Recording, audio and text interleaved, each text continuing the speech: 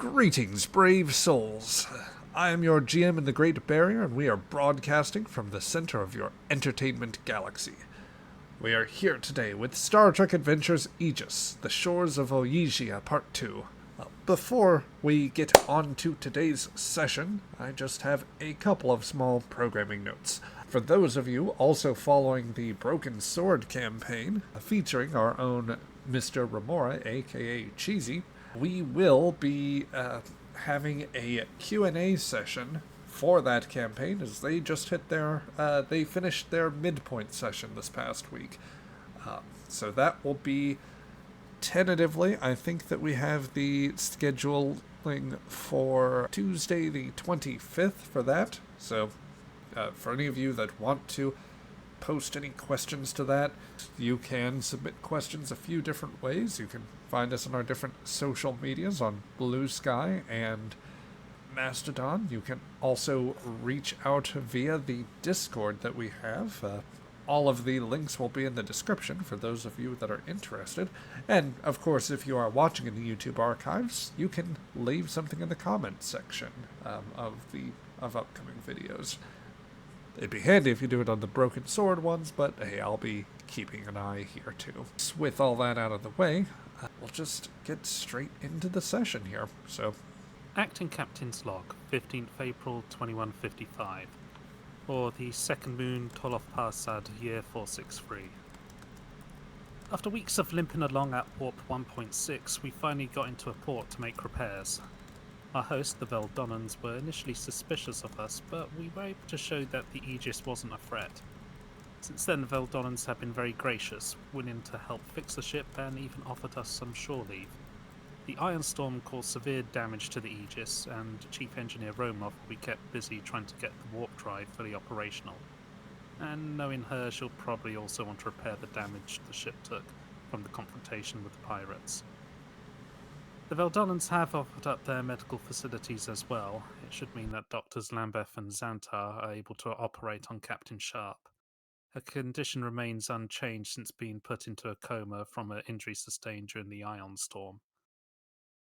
I've ordered Marcus Horn to head up the diplomatic and cultural exchanges with the Veldonnans. While I'm happy to represent the ship and Starfleet, representing the humans really should be left to the experts. Overall, I would say our interactions with the Veldonnans have gone really well, and that's a huge relief. And to think, Remora believed the system was inhabited by witches. End log. I think that perfectly encapsulates about where we are, and we'll start with the perspective coming into a dry dock in the orbit of Veldonna 5.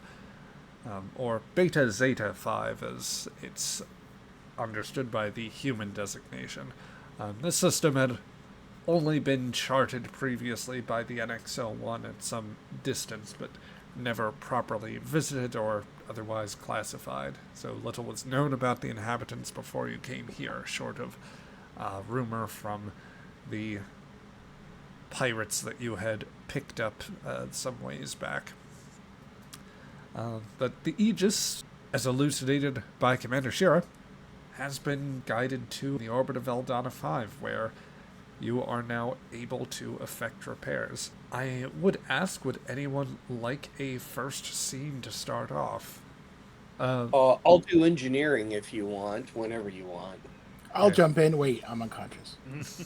But I will take a volunteer in this situation. Romanov, you are overseeing the final shutdown of the warp engines while it is in dock, with a few taps to different controls.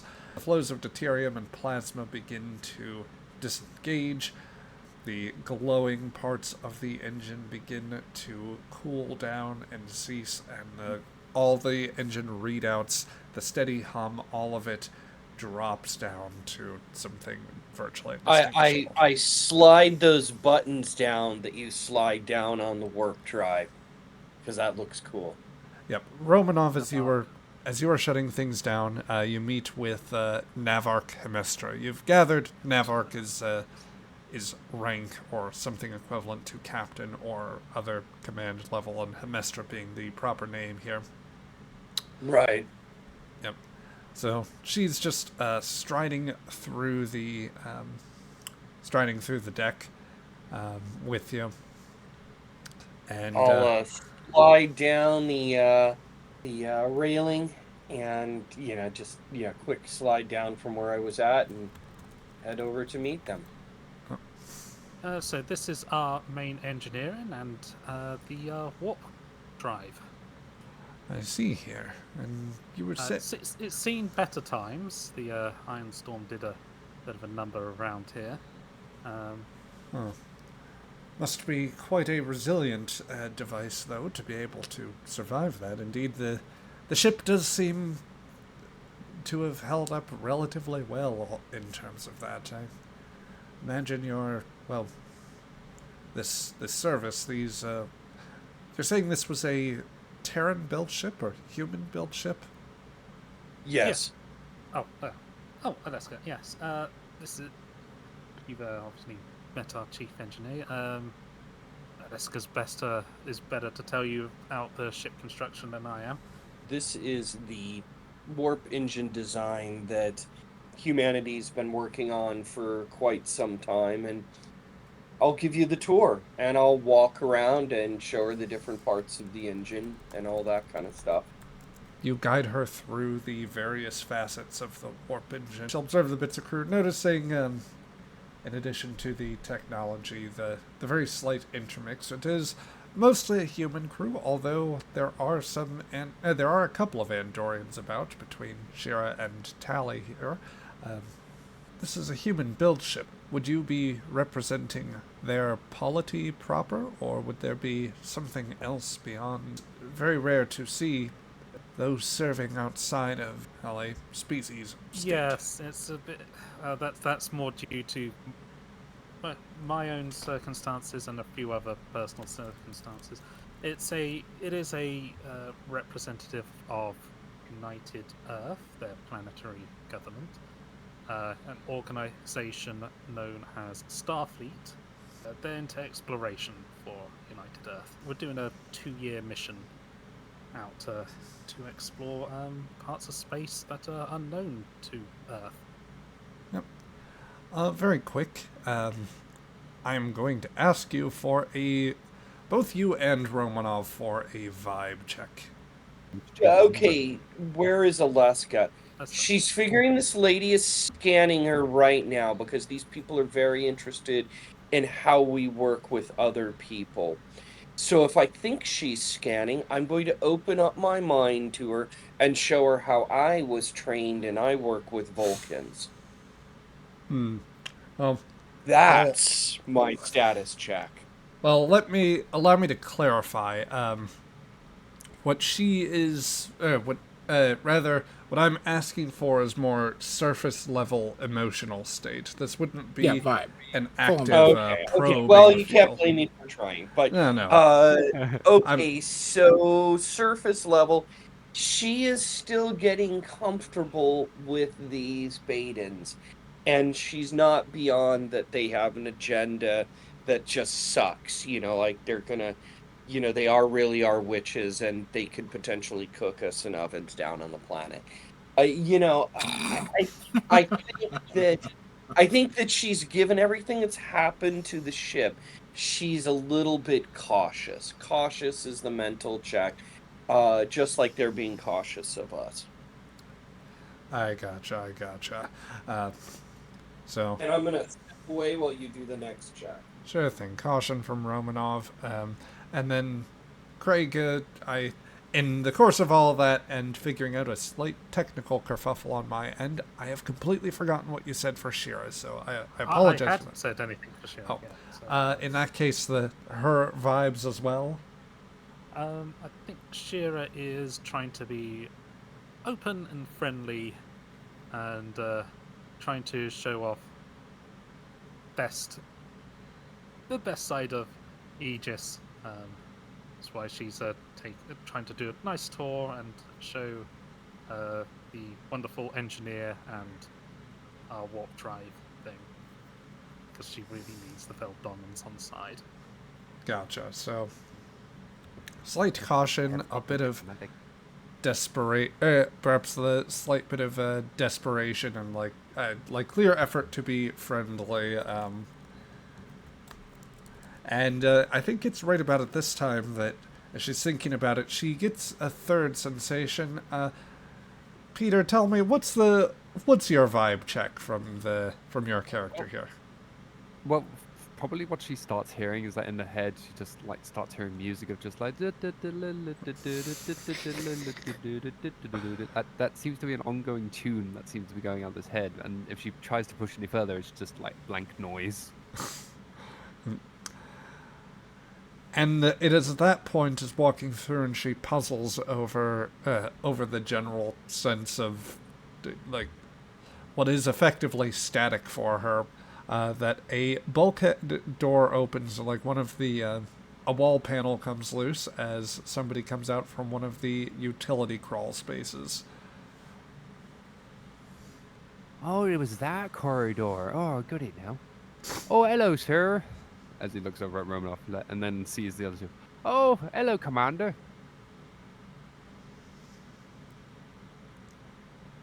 Sorry, I was trying to get some of the plasma manifolds fixed, and I got lost in the innards of the ship, sir. I'm sure that's easy to do. That's, it is amazing in there. Oh, the ship's a fascinating one. Can't be denied that, sir. And literally, you just see there seems to be a human male in about, you would guess, at like his late 40s. He's got like a fairly scraggly beard and hair. And the first thing that hits you is probably the unusual smell of old socks and grease that seems to be mixing. As his uniform is a bit dirty, covered in muck from like around the engine compartments in the ship, and he's got a few like loose wires that are just tangled over him. He doesn't seem to mind them on him.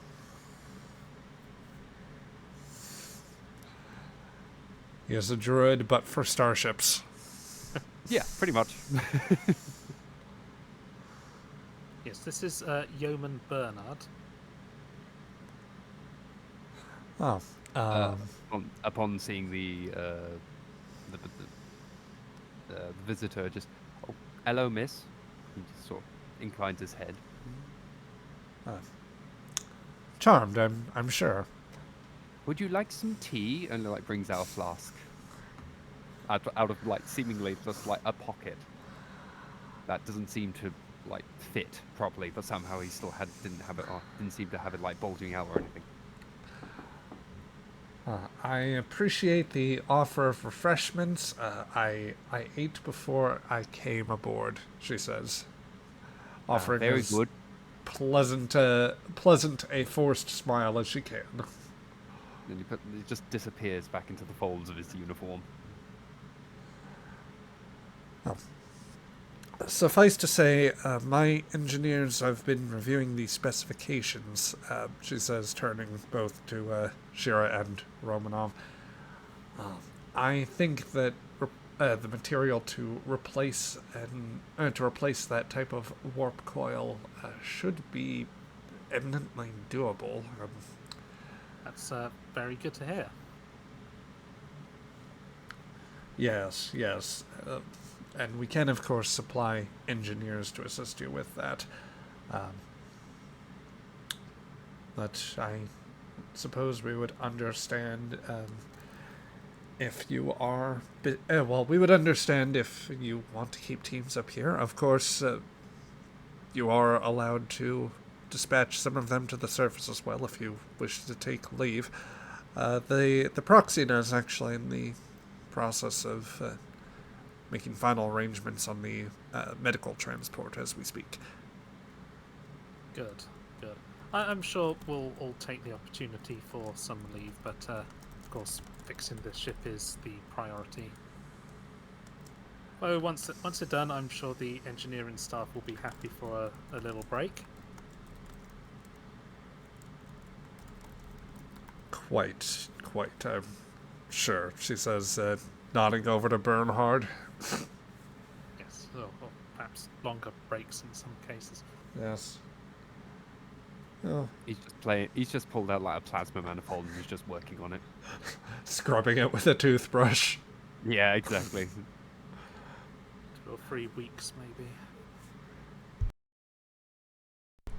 I think that can be arranged, and that, of course, goes for you as well, Commander. Well, I'm sure that you'll be down for the banquet later, but Of course, yes. yes, until that time, I suppose that, well, you tending to responsibilities is you and your chief engineer need to, and indeed the rest of your officers, don't feel like you need to stand on too much ceremony. We don't have guests often, but we do want to maintain a pleasant stay for you. Thank you. I will definitely take you up on the offer of leave at some point. Well, with that, I suppose I shouldn't hold you up any further. My engineers are already on the scene, so they should be able to help you out here. Which way back to the airlock? Oh, let me show you. All right. So, Shira, you take the Navark out of the bridge, or rather, out of engineering. With that, Romanov, if well, I don't know if Brian is back yet, but yeah, the higher ranking people. I'm back. Okay, No, I'm back. I was just being quiet because you were talking. fair enough. I do bid her farewell and thank her for her generosity. No. But yeah, with that, Romanov, you're just left with Bernhard, who is spit shining a plasma manifold. Okay. Some of her people are already here, right? We've got 2 guys from her entourage who are engineers, right? Yep, they're already seeing to work. Okay. Good deal. Let's see. So, while all of this is going on, let's move elsewhere about the ship. You know who we haven't checked on with in a moment? We should find out how Kesh and his best friend, up until recently, Remora, is doing. How, Cheesy, how would you feel about a stop by the officer's mess? You mind skipping me just for right now? I'm so sorry. Oh, that's quite all right. Let's move on around then. Let's see. Xantar is maybe busy putting on some pants, and we had a moment with Peter anyway. Let's see. I could have a really quick scene with Shira before Marcus departs for like the planet and preparations for the banquet and looking around. Sure thing. I guess you could either opt to take your own shuttle pods, or you could simply go to the. We could stage the scene in the airlock to reflect that you're taking a Veldonnan shuttle down, if that'd be more to your preference. I would be down to take a Veldonnan shuttle, but I would need to catch Shira in like a private setting as much as possible at the moment. Of course. Let's say that. Let's say that. I know how we'll stage this. So, Shira, you and the Navark, after walking about the ship and continuing to engage in general pleasantries or just a few questions like that, being as polite as possible, you do get her back to the airlock, and as you approach, you see that there are a couple figures already there. In particular, Marcus and the diplomatic officer, the Proxina, whom you know is named Callus, are standing very nearby, and the Proxina says, just I guess just the people we wanted to see. Commander Horn, or rather, Mr. Horn and I, she doesn't, I think, know formal rank because it hasn't been stated here, and I don't believe that Marcus is in a uniform, if I'm correct. No, Yeah. he's not even in the chain of command officially or really or anyway. He was just introduced as Marcus Horn, diplomat Yes. of some flavor. So, the Proxina, named Callus, and Marcus are here. And Callus says, just the people we were looking to see.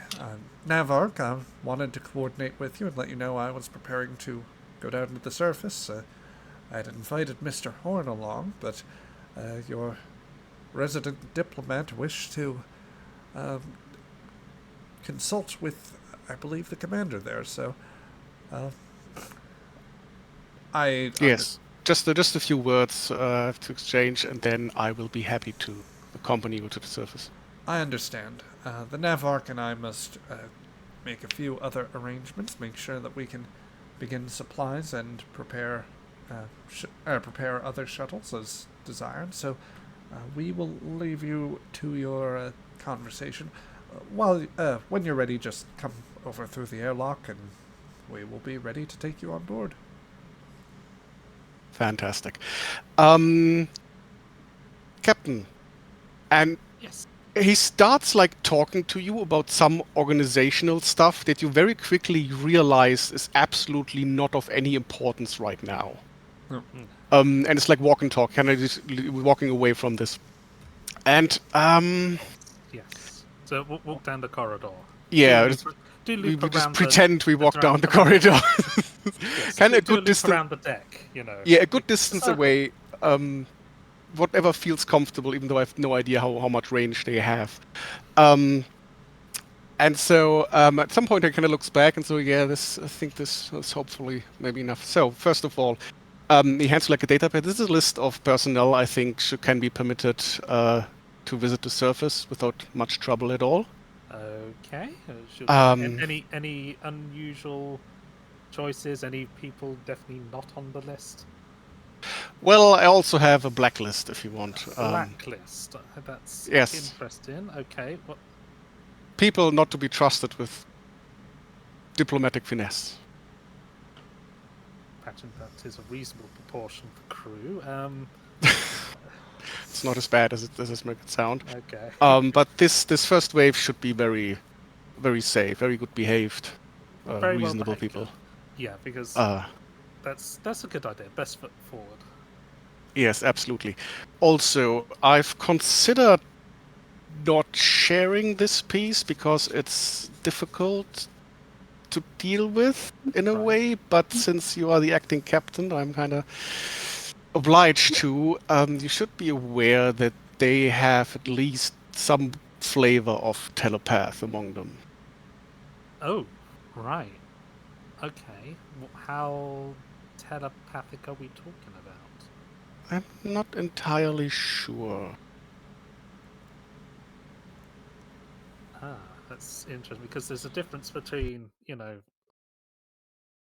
being able to feel a person's emotions and being able to do whole thoughts. Yeah. Shira, I don't know how much experience you would necessarily have with that. You have the broad awareness that, there is, of course, the rumors of the Ainar's capabilities, the subspecies of Andorians who are rumored to have a much more sophisticated telepathic capability. There were also Vulcans are also mildly empathic. Well, there's some, I would say some rumor conflated with propaganda that there may be some capability there, although in this time, mind melds and whatnot are not a common thing, so it is probably much more like... For Shira and the Vulcan thing, it's probably... Is that true, or was that our propaganda? I can't remember. Did we spread that lie, or was it actually true? I can't remember. It's gone so far back, I'm not even sure anymore. Yeah, I think it's in this era very much we know or suspect it exists, in general, but it's not as common as at least in the Enterprise era. Yeah. Okay, So how do you know that they are telepathic? Did the Proxena tell you? No, it just. Uh, you can feel it. It's the best way I can describe it. I am it. Okay. Well, I guess there's not too much we can really do about that. No, and it is information that I wouldn't make public because don't think about the blank wall. Us. Yes, they haven't told us either. So Yes, but for security reasons, I think you need to people be might aware get of a this. bit weird about it if they find out. Okay, so we'll try to keep this reasonably quiet until the Veldonnans wish to approach us about it. They probably I mean, they're I'm looking probably forward still to. not quite trusting us either at this point. That's fair. I'm looking forward to a long conversation with Callus and Trimestra, so maybe I can poke around a bit. Okay, yeah, that's fair. I'll keep things running up here, and I'll leave you to deal with all the wonderful diplomacy with them. Ah, yes. Just what I'm here for. And you have the feeling that he almost wings. Just almost. All right. Well, have fun with the Proxena. Well, new planet. It's exciting. Yes. Then I leave you to the Aegis, all on your own. Kind of saunters off. Well, alone and all the people on the blacklist. Well, I have to at least imagine Alonso is on that list. Oh yeah.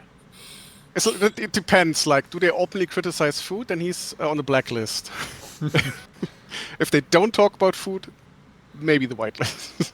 I mean, a lot says 100% a criminal that is just in your kitchen. So, I mean, aren't we all just criminals? Speak for I mean, yourself. what? In the kitchen. Yeah. According to Alonso, yes. Yes. Mhm. Okay.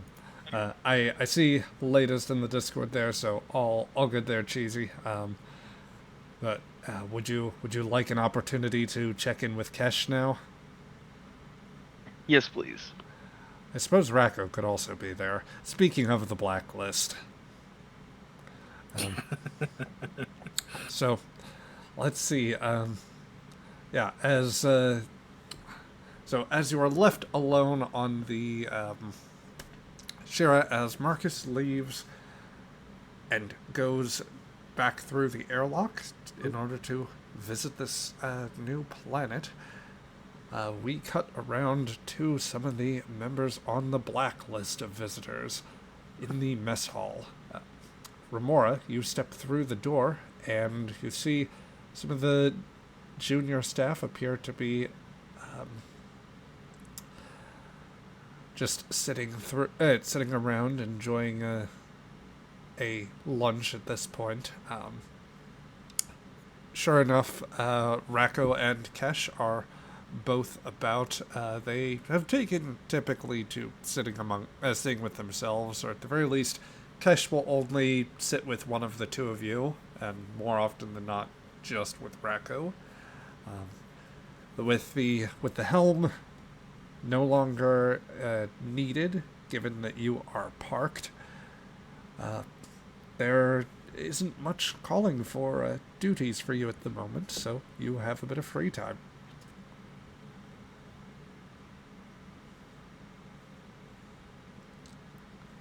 I'm gonna make my way over to them, kind of like quietly, just like listening into what they're saying, but also like walking up to them. Would you like to give us the first roll of the session? Yes, I'd love to sneak up on my friends. All right. I'm going to say that they're deep enough in conversation that you don't have to necessarily roll for it, or like it's a small enough room you're going to be noticed at a certain point. But I will allow you the opportunity to roll insight and command in order to suss out what they are talking about.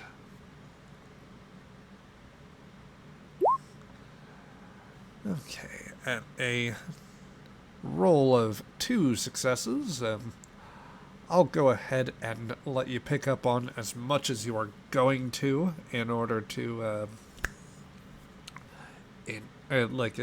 before they notice you.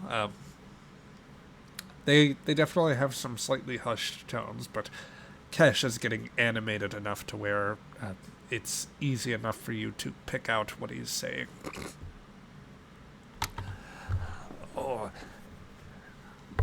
look, Rocco, I know that, I know your sensibility will send you on, whatever, I know what you always say, you go where you slide when running on the ice, but I'm telling you, we've made a terrible mistake now.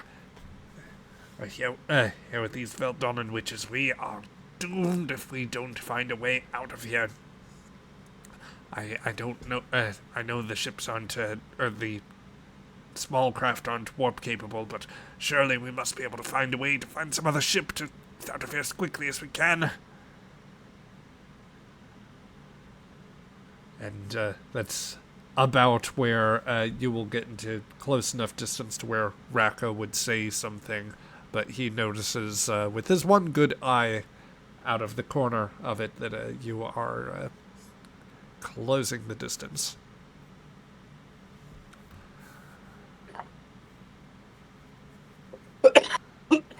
Well, I don't know really that we have much choice. I mean, the last ship that we had ourselves kind of got all blowed up, so I'm a little out of options. You got any thoughts there, Remora?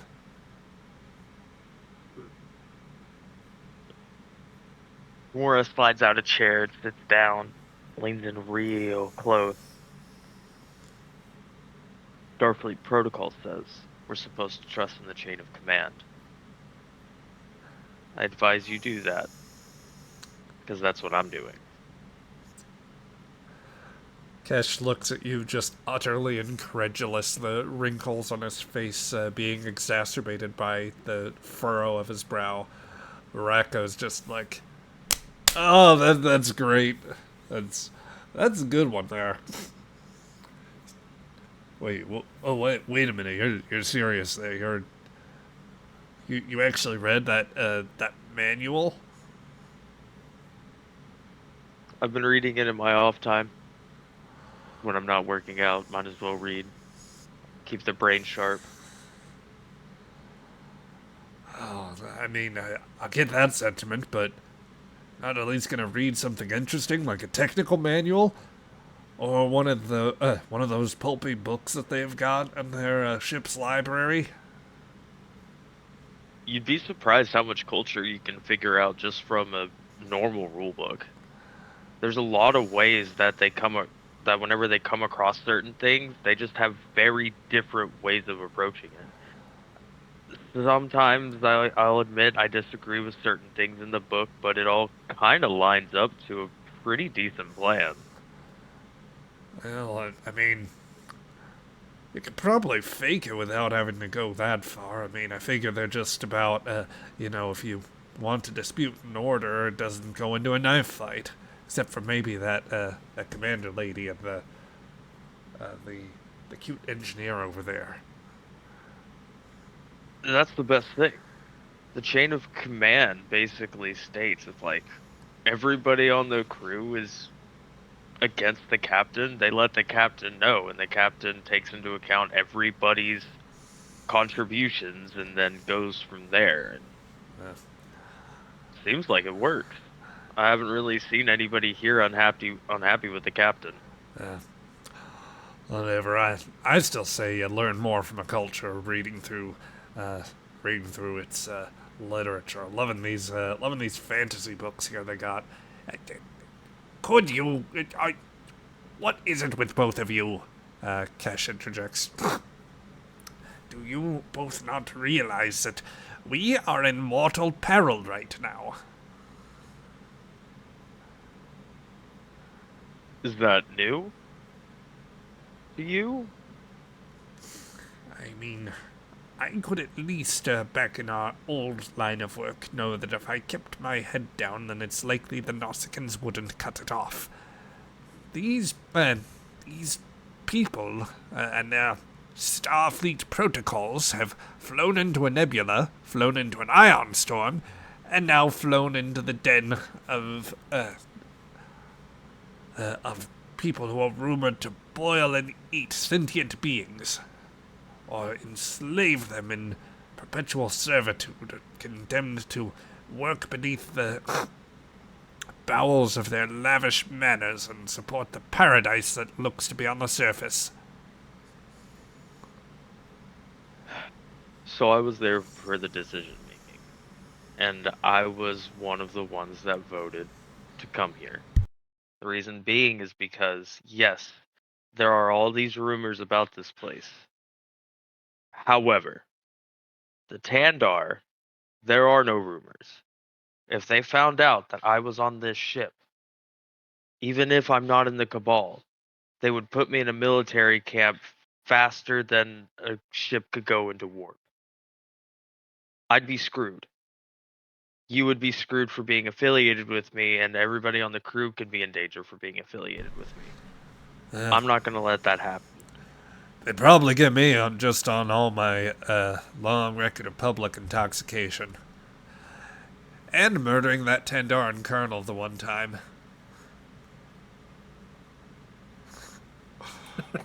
This is why we're best friends. Yeah. To be fair, he made fun of my eye patch. No one makes fun of the eye patch. No. Oh, well. I guess if we're going to deal with... if we're going to be stuck here, then may as well try to make the best of it, or maybe, just maybe, we can figure something out. I don't know. I was going to see if they've actually got any, nice cold mountains or any snowy places. I hear that there's a general openness to visitors or something like that, so, maybe we won't get eaten. If we don't, he gestures to a bowl of food that he has in front of him.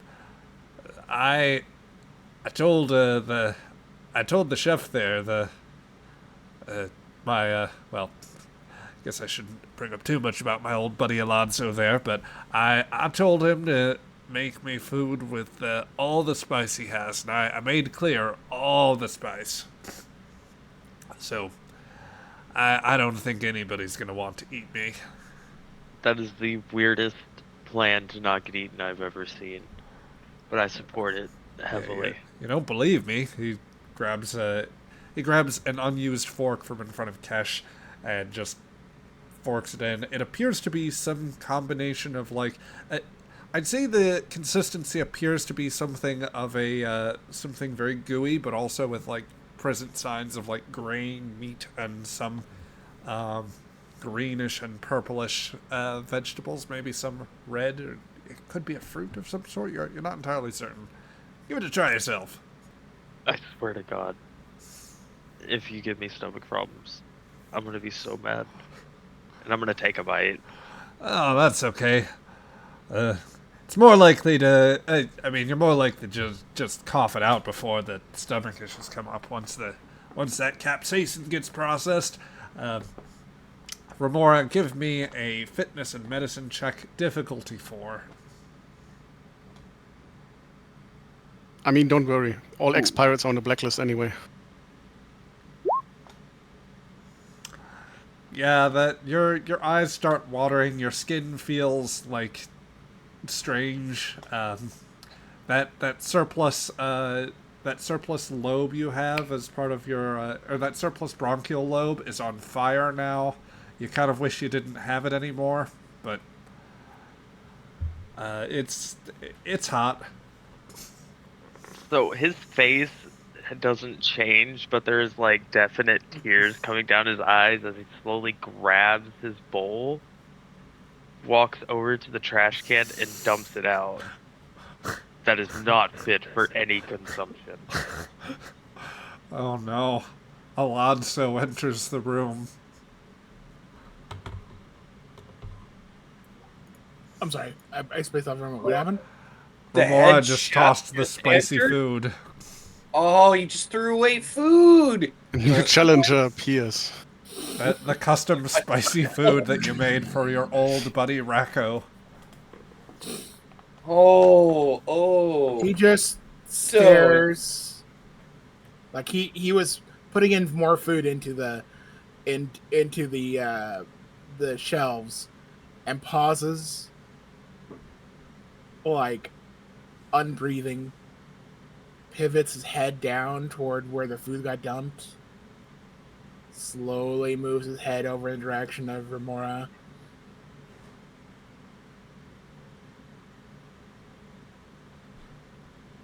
Just silence. Can I roll to intimidate?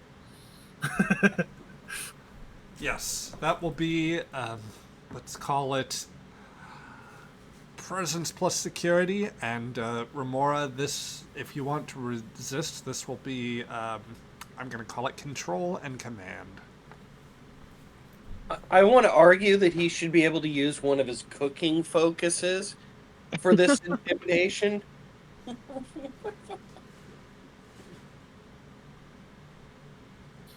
You heard him. I'll allow it.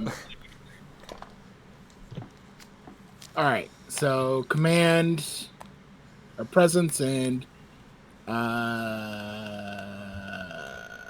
think security was what we were going with. security. Yep. And then I'm going to use value in the you didn't see nothing, because he's not doing anything, but you better be sure that it's going to be nothing. Automatic critical success there. Yes, please. All right, go. And I'm using momentum here, if you guys don't mind. And here we go. No, go ahead. All right, That's 4. Yep. So I'm going to say that with 4 successes to Remora's 1, yeah, Alonso is a bit quite a bit intimidating here. I'll allow that to. There's just a foreboding, and it's that sort of unblinking stare of, you better pick that up and eat it. Right? I don't care if it's in the trash type of look.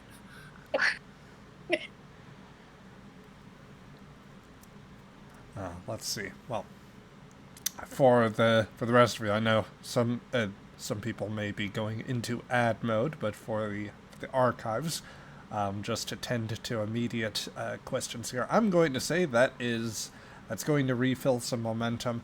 I'll give you. Speaking of momentum, Mm-hmm. did I fail that task technically? You did. Yep. Can I use my backup plans? Nice. I think too, since you are technically, since Alonso is technically working against the crew in a sense, I am also going to take that as threat. Sure. But I am going to spend 2 of that just to immediately end that scene. Sure. So, with that, yeah. Remora, as you part off, just describe how Alonso is, or rather, describe how Remora is feeling as Alonso gives him the worst case of stink eye. Also, let me describe lots over here. Cheesy. He is a 7'1" beefcake of a Orion male.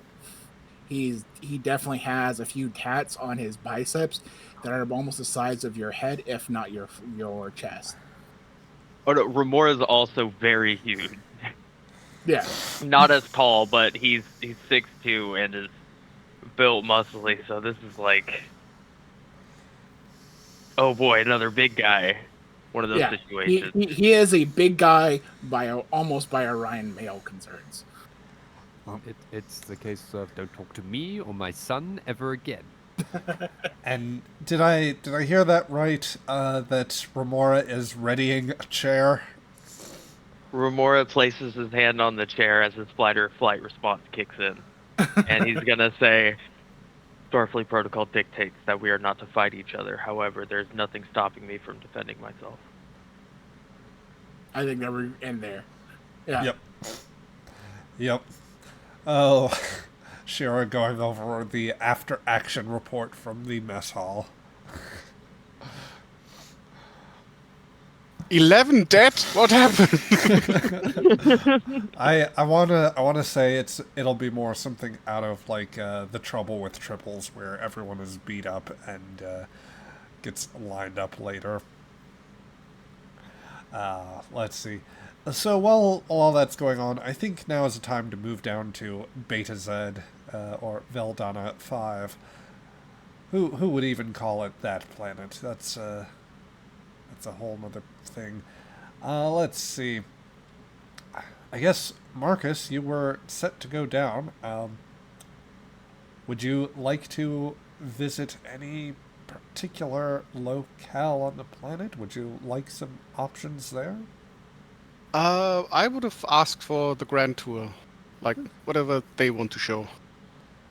Okay. Well, I think that, that being the case, I think they would have offered to take you down to the capital area, so that would have meant to visit to a place called Sindriel. Let me just get you into the shot here. So we'll set the stage.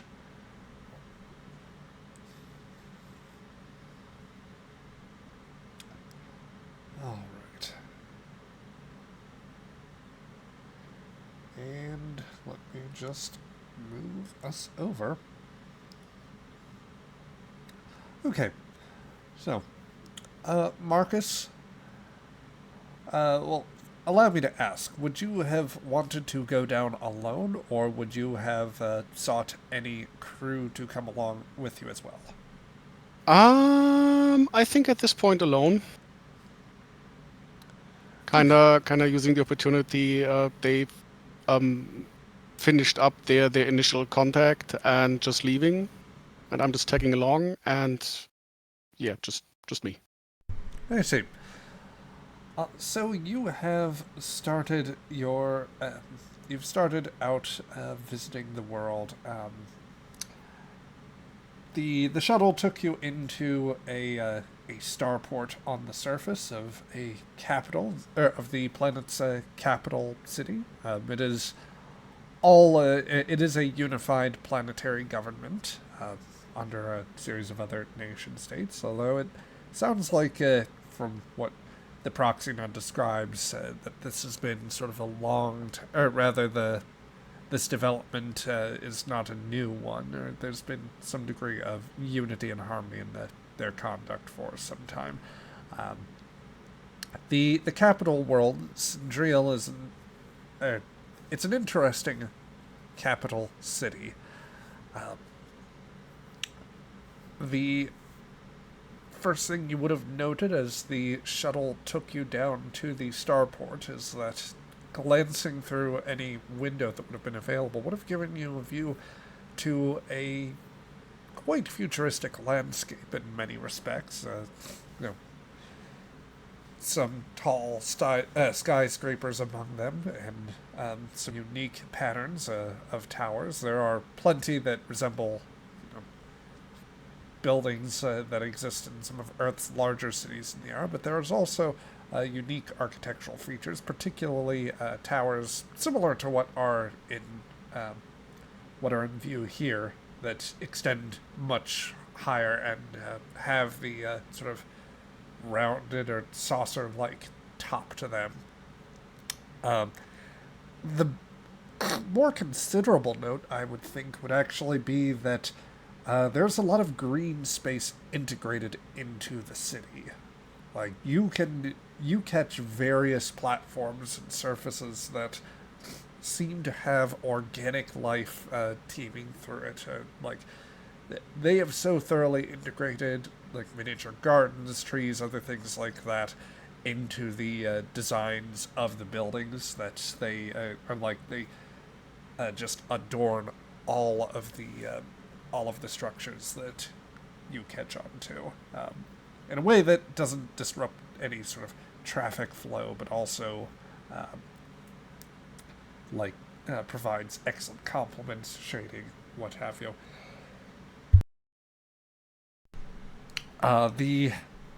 The shuttle pod also glances over some fairly large, ornate halls. I would say that there's a less tall but very sort of prominent, rounded building with a dome-like top that is indicated as a site for the Council of Ministers. It's somewhere in that vicinity after the shuttle pod sets you down that you are eventually taken, particularly in what you understand to be one of the park areas not too far from the capital. And it is in this place that we join the scene where, as you're enjoying the naturescape, the pleasant, warm breeze, a warm, sunny day with the wind picking up slight notes of fragrance from sort of flowers and wildlife, and a bit of refreshing cool coming off of the various ponds, and probably a small stream running through the park. It all creates just an excellent, restful ambience, during which time Callus is engaging you in pleasant conversations and biographical facts. There are actually 45 great houses of record on in Betazoid, or rather, there are actually 45 great houses of note in Veldonnan history. However, only 21 are represented at a time, as some simply fall into states of disrepair. It is not a particularly common fixture of our society for these houses to exist. Most are simply ordinary citizenry, but all have, of course, equal established rights in this day and age. The politics must be fascinating. Oh, they are. Though the houses don't play much of a role. We, of course, have them present for ceremonial purposes, but the primary work of governance is conducted by bodies of state, as I mentioned with the Council of Ministers. About the only artifacts they retain from the dominance of the houses comes more from it would be more to do with the overall size of the legislature, falling in proportion to the 21 prefectures.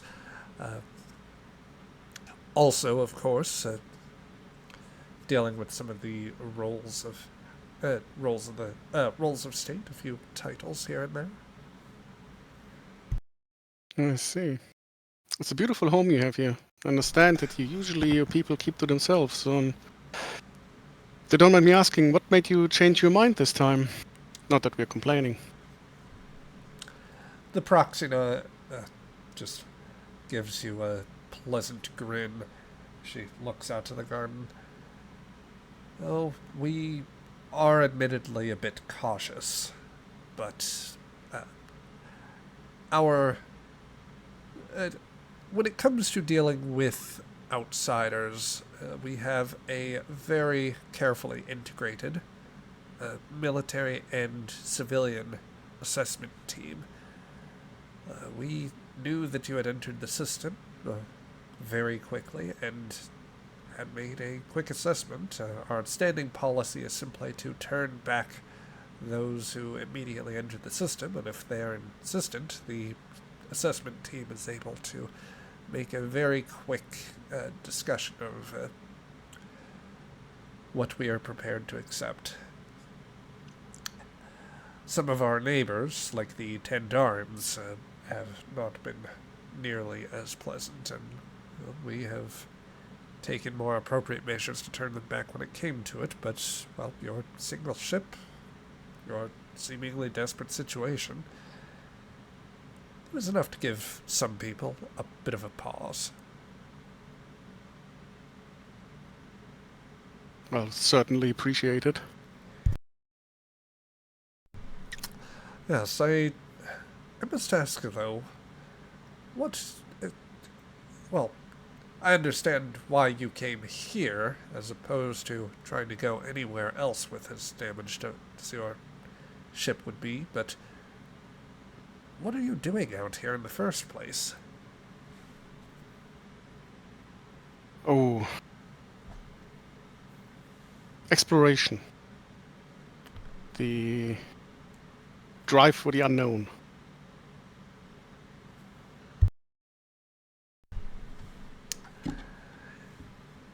As she nods, I will ask you to give me an insight and command check.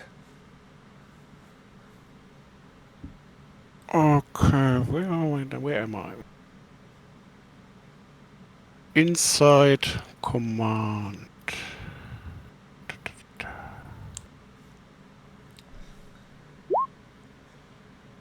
Okay.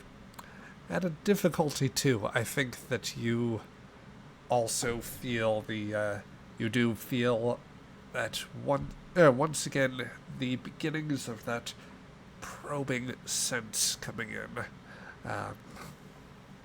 which will give you the ability to,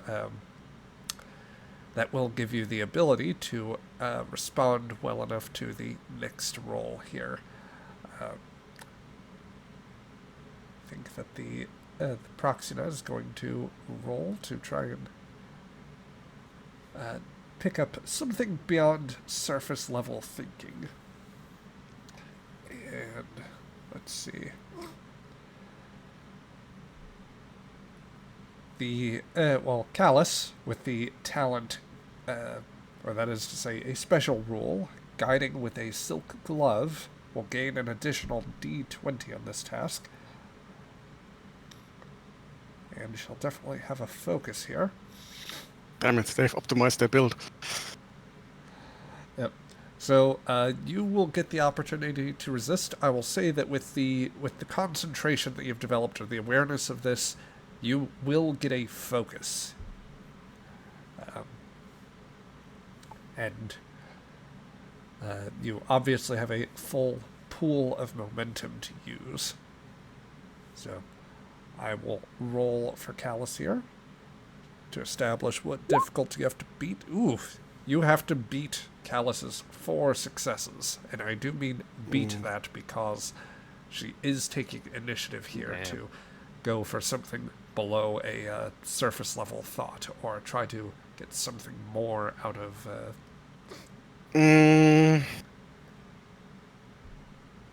Since I have beaten, or if I assume succeeded on like the first roll, could I, instead of trying to resist it, give it like or provoke like a thought of my own choosing? I would allow that.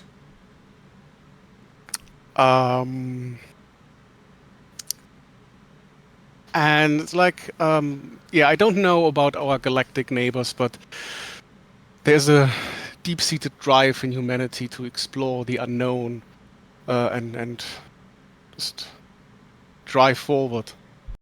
And the image that he calls up is standing in the front of like an old sailing ship, with like the sound of the wind and the waves, the creaking of the wood, the screaming of the sailors, and just looking at nothing but ocean to the horizon.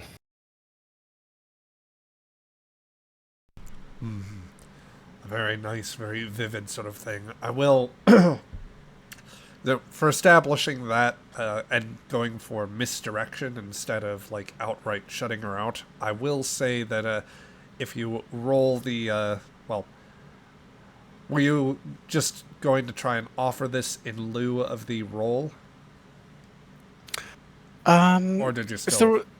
The role is also inside command, right?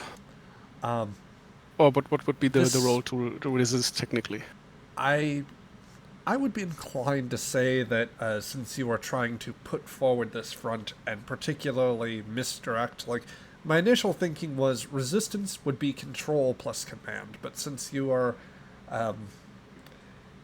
trying to vividly call up a particular memory and use this as a front, I would give you presence plus command instead. That's fair. And you know what I would use? I would buy a third die as well. Okay. Just mostly because I don't necessarily like being rummaged in my head. Yeah. And I will say, too, given we've discussed some things, I think that with traits coming into play as they do, that I will allow you, if you match the 4 successes, to successfully resist this. Well, let's see if I get 4. I do. You do get 4. If matching it is sufficient, then I would play it like kinda. How do I describe this? I let her know, or not let her know, but it's like she gets blocked, and then it opens. So there's a deliberation in there. That's what I give her. Her head cocks a little bit to the side, and the grin very slightly diminishes, but she still keeps a very pleasant sort of disposition to her. Is it not in the nature of your people to explore? To see what's beyond the horizon?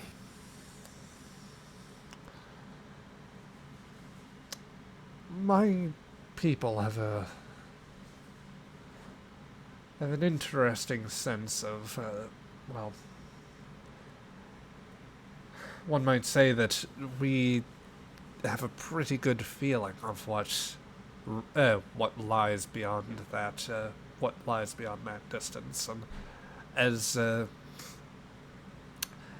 as she says this to you, you feel the words kind of manifest in your head. It's like, and to know what the people beyond that horizon would do.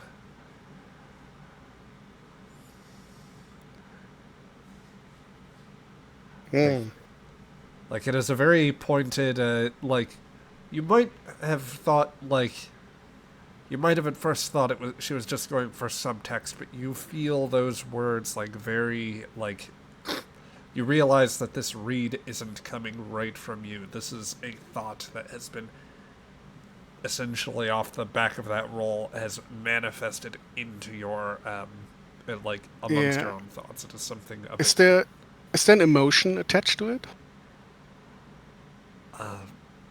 nothing that you are reading per se. I mean, as I understand it, Marcus is not an empath. Not that I'm aware, no. Yeah. Speaking of, how's vibe check? How is Marcus feeling at a surface level with this? Oh, he's having a great time. I mean, enjoyment. He's actually enjoying himself. Curiosity, it's very high on the list. Yeah. Enjoyment, curiosity, bit playfulness. Of course, we have had some exploratory ships depart recently. Why, as a matter of fact, our first warp-capable vessel had... our first major warp-capable vessel had begun conducting exploratory missions some decades back.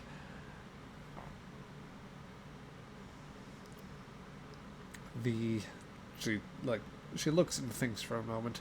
The Avandar broke the warp barrier. I would like to say just a little over 15 years ago now. And it has racked up considerable explorations.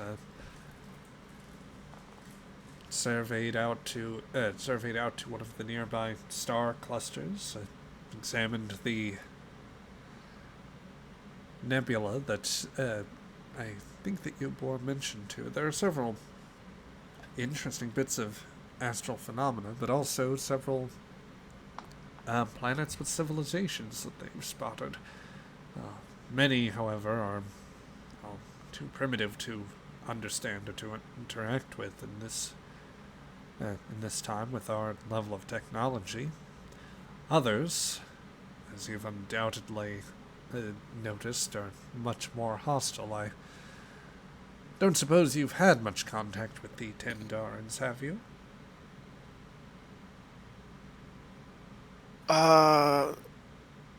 Since I'm so bad at remembering names, did the Aegis have a lot of contact with Ten? Oh, yeah. Yep. It was actually the first episode that you, Felix, the player, were properly here. They were the ones chasing Saral originally. Oh yeah. I don't We like had that. we had a Berlin situation with the Tendarans. Good old Yeah. standoff for a possible war. It's just ask shit good for times. Shearer's opinion on them. Yes. Good times, good times. Yes, difficult neighbors, to be sure. And I did hear some unsavory rumors going around about the people of this place. Not that I could confirm any of them, having met you. At any rate, you know then that prying too far into their affairs would be an exercise in getting a lot of people in trouble, and we are not keen to provoke anyone. Well, there's... She pauses for a moment. It is the judgment of those on the council that Veldonna is better left to its own affairs and to live in peace and leave others in peace. Well, the universe has a funny thing that only because you're not looking for trouble doesn't mean it doesn't find you. And if, depending on how good they are listening, like to thoughts or emotions, I think this is the first time in his presence that the facade cracks and there is just like a stab of pain and anger and the image of like from space this scar across Earth. You let that bubble to the surface. I think it just happens. I think this is like literally the surface cracks and this just spills out. And just then immediately closes it again, but it definitely was there. Yeah. Marcus, there's a slight, almost imperceptible, but in your many years, you would have... you're sufficiently capable of studying humanoids that you would see not only the slight reaction on Callus, but on the minder that has been... the minder that is presently just in the background. Like, very noticeably, there was... perhaps more so on them, there was a pained expression.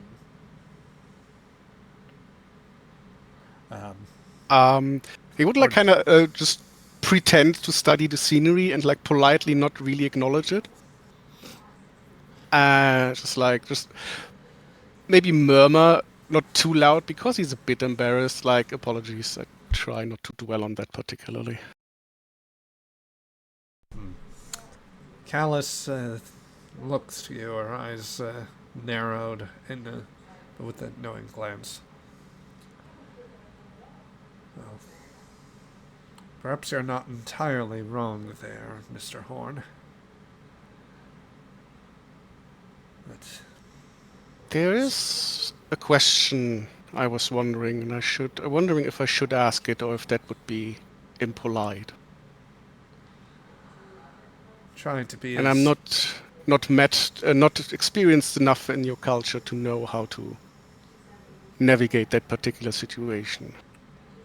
Would you allow me one question free of judgment? Please.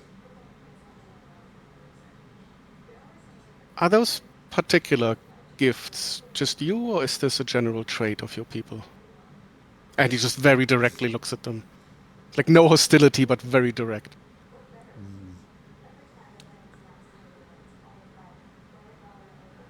There's a moment of silence as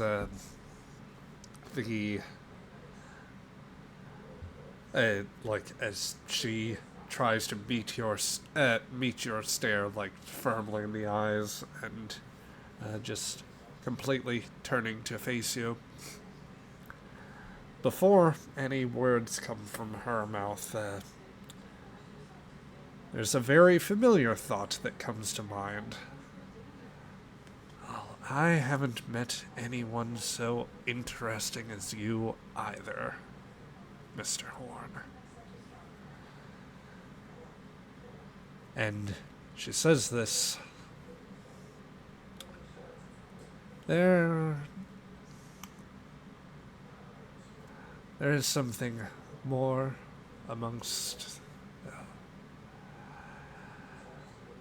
I suppose it was only a matter of time before the rest of your people learned, but I get more of a sense from you than, well, besides that other one. You may yet learn of the secret that we Veldonnans keep. And it is something a bit more complicated than you might initially imagine. It usually is. Well, I think I am going to, as she looks toward you with a knowing glance and prepares to explain that, I think I'm going to spend a couple of threat in order to close out this particular scene here. You know what? Every time you do that, I remember that there is a talent that lets you counter the DM just closing a scene, and I'm always just, damn it! One day I will take it. You could always spend a couple of momentum to create the advantage to keep the scene going. No, it's usually great, but it's just like the talent exists amuses me. It's like, no, absolutely not. Oh. I the scene. Nuh-uh. I did not know that scene or that talent existed. If I read the rules correctly, I mean, I might be wrong, but it was like you can counter something that DM just pulls. But anyway, that scene is over, and the risk is gone for now. Yep. Well, You're crapping my style, man. Hey, we can only take the audience can only handle so much awesome pike hair at one time. I think that is true. Yeah, I think I will put us in the. Scene with. I will get us to the surgical bay as the captain is being worked on here. I think that will allow for time to cut ahead a little bit on this, just to set the stage there. Ooh, Deep Space Nine surgery. Oh wait, that's next gen. Yes, that was. I decided everybody needed to be in red scrubs for this one. There we go. With no face masks, of course. It hides the blood. Yes. It feels like a terrible choice. Since someone mentioned to me that the reason surgical gowns are like the color they are to actually see like blood and all that stuff, it's like, why red? Like, Star Trek, what are you doing? Because not all blood is red. Yeah, but Sharps definitely is, unless I was grossly misinformed. I'm preemptively tossing that plot point in the wood chipper. Yeah, I'm like, God damn it. I did that plot point. I mean, to be fair, Xander wouldn't notice. Like, I thought it was red. Must have read that wrong. Also, Peter, are you back yet? Or did you just leave? I thought I heard him. In which case it would be dreadful. We'll Just give it a moment. How will you take like a 2 to 5 minute break? Well, I was gonna say we have like a 35-second ad running at the moment, so unless anyone is subscribed, they're not missing out. I have a bar now to let me know when those are coming, and I'm trying to get the transitions. Like I'm trying to nail it on that basis. It doesn't always succeed, worries. but yeah. That being said, we can always vamp. And horn on the Riz. Yep. Meanwhile, just got here. Xantar's just saying, I can't find the captain's glue box. Damn it. We're We going need a transplant. Exactly. Just imagine Sharp waking up. We managed to transplant a glue box. What? Excuse me, what? Yep. Whatever damage you suffered, it disintegrated your glue box. I didn't have one. What do you do now? Yes. It took some time, but we synthesized one from your genetic material. There was enough of this excess blood all around that I was able to collect it. You used one of your kidneys. You seem to have a redundant one.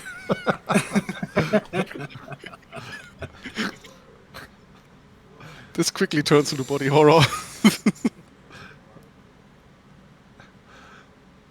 I can't. I had to say I was surprised you had more than one lung. The lungs would have made sense. Those are common enough. The worst part is when we start getting into the modifications and Xantar turns more James Bond style Q and talking about all the ways that he has now genetically engineered her in fun ways to improve the $6 billion cap. Yes. We have the technology. We can rebuild her. The 6 bar latinum, Captain. Only 6 bars? Inflation is pretty crazy by that time. Yeah.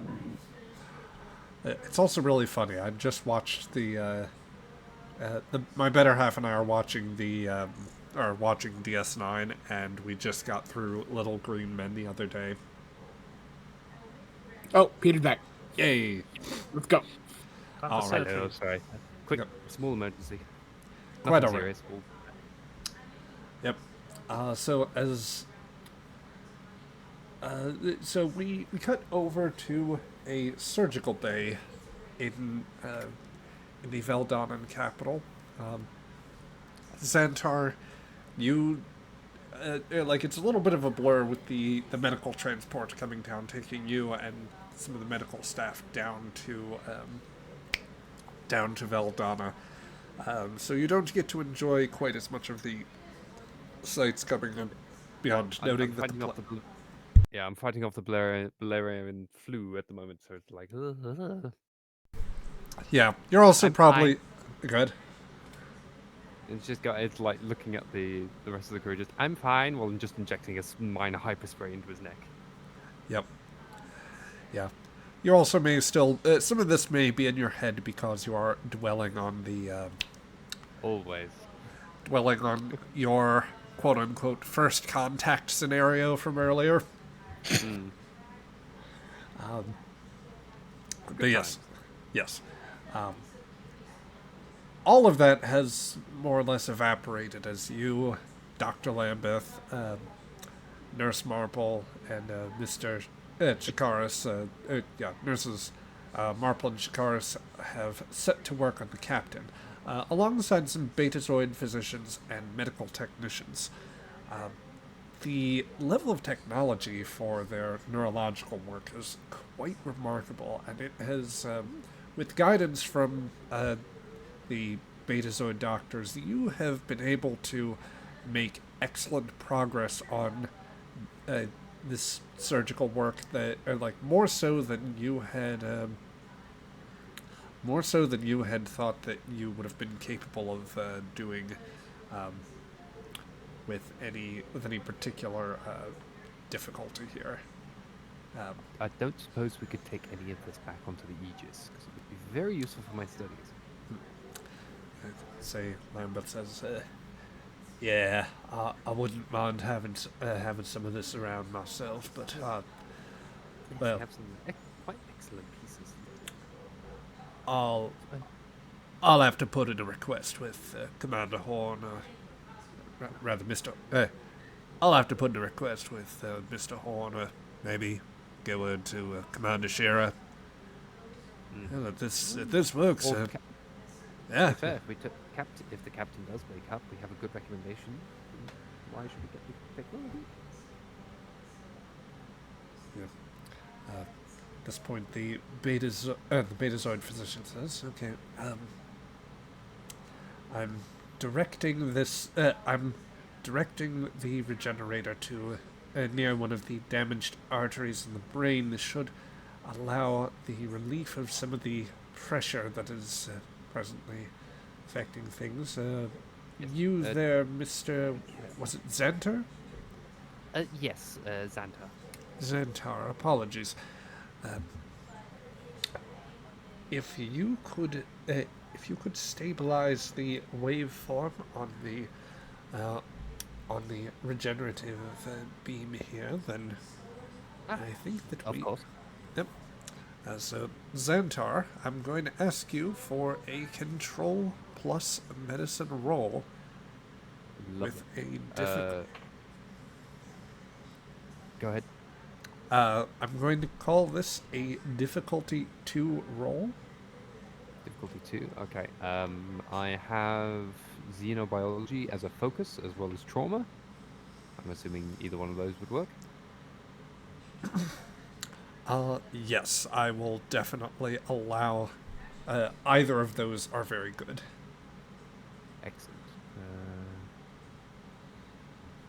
Just double check. I'm not seeing. No, that's okay then. All right. Do you guys also mind if I use a momentum to buy die? Go for it. Do it. Do you need to? Just the captain on the table. Yes. Yeah. All right. 3, 2, 1.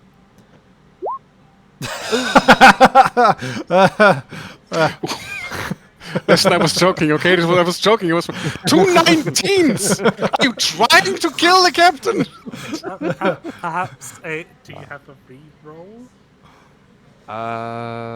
Do you have cautious, or do you use determination to roll it?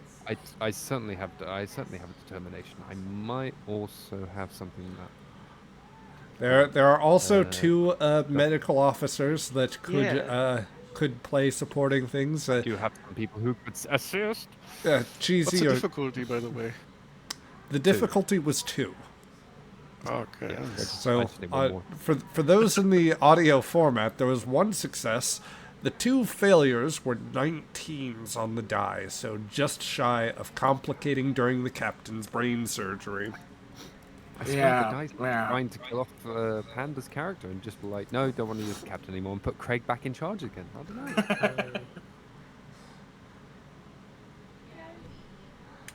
Oh dear. So, Cheesy, do you have sound. anything to re-roll? Yeah. So first, I'll say, Xantar, if you have a relevant value you could tap, you could always use your determination if you wanted to. If not, Cheesy, I know that you were champing at the bit there, so you could always. You could definitely assist with a control plus medicine roll there as Tavashi. I would like to see if the assist helps first before spending a determination, just to see, because you never know. Fair enough. The only thing Tavashi wants is to impress the other doctors. Would surgical techniques focus apply? Yes. Hey! Oh, then Tarashi. Oh, thank goodness the aliens are actually pulling through. With a natural 1 as well. Yep. So with Tavashi's roll there, that will give you 3 total successes, granting you back 1 momentum. Tavashi, for your part, the waveform adjustment is actually a little bit familiar insofar as Tally will, from time to time, discuss sort of similar principles with some of the engineering work she does, and this is regardless of whether you want her to discuss it or not. So the adjustments have kind of been drilled into your head, or like the principles at least. Thus, as you see, Xantar is overcorrecting things and possibly risking like either misdirecting the beam or otherwise not generating the optimal effect. The whole thing is enough for you to make a necessary correction, and with that, the cranial pressure begins to relieve, and the process continues for a few more minutes until. Go ahead. Would Xantar have noticed the correction? I'd Tavashi was able to assist with. Between the head cold and the otherwise still being a little bit in his own head, I think he might be a little distracted. All right. Unless Tavashi was going out of his way to impress Xantar. He absolutely would be. Okay, then in that case, he probably did allow you, or like you are clued in that Tavashi is coming over and trying to help. So Xantar would look at Tavashi and just, thank you. Just Anytime. Acknowledge it.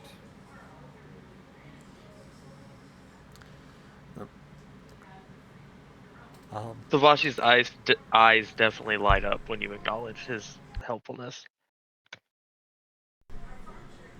Yes. So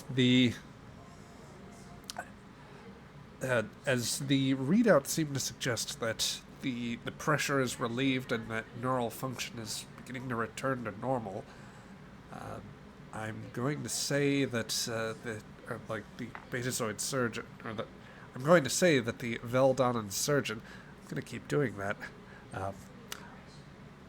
I am going to say that the Veldonnans surgeon at a certain point says, all right, I think that we should be all set here. I'm disengaging the beam here, and well, now, frankly, if this all works out, it shouldn't take much more intervention from us here.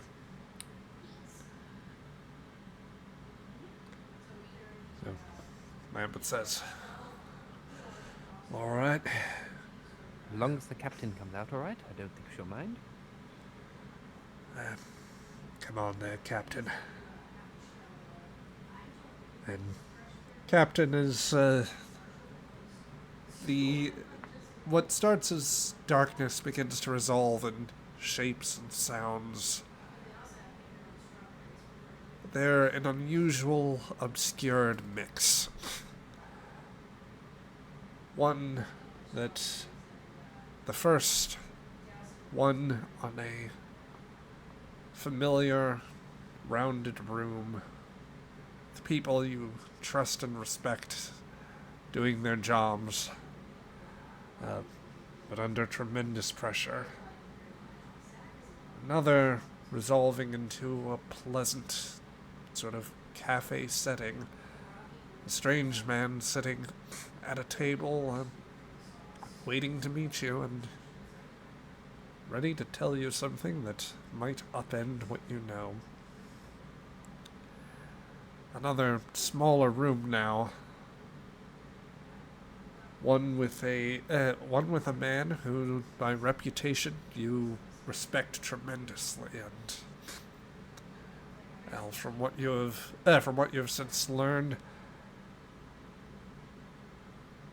is perhaps your best help in the situation that you lie in,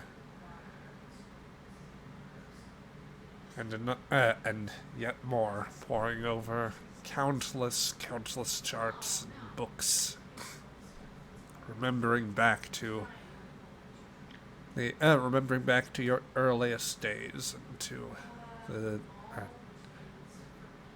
to legends and what are practically fairy tales of the day. As the sights and sounds dream-like before you play across your mind, another more vivid set of shapes and sounds begin to emerge. The steady hum and beep of equipment. The signs of figures are all dressed in red. Familiar faces, whom you'd be more used to seeing in the purplish blue jumpsuits, glancing at your face expectantly. As you wake up in the surgical bay, spotting what appears to be Doctors Lambeth, Xantar, and nurses Shikaris and Marple.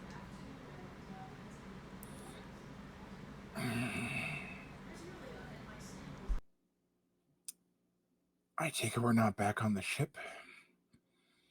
I'm afraid not, Captain.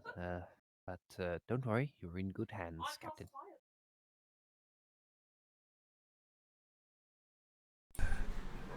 Yeah. We're She starts slowly sitting up. Like friggin' Mako just doesn't give a shit. Starts getting up. I was You're going to lay back down, Captain, Nurse Marple says, laying a hand forcefully but gently on the captain's shoulder. I don't think I would do that just yet, Captain. I mean, this equipment's a little bit strange, but I'm pretty sure some of the medical principles apply across the board. What would recovery time look like? A doctor on the far end that appears to be humanoid, Captain, engages with Dr. Lambeth and says in a pleasant, even tone, certainly I wouldn't suggest terribly strenuous activity, but the damage was not so bad, and our equipment seems to be working in good order. I would say a few hours for observation, but then probably some light activity would be fine. Have a walk in the garden, enjoy a nice meal, but be back in bed early. You have to allow the brain to heal. It's a very delicate instrument. Great. She says they start slowly getting back up again. No, you don't. And back down again. How long have I been out?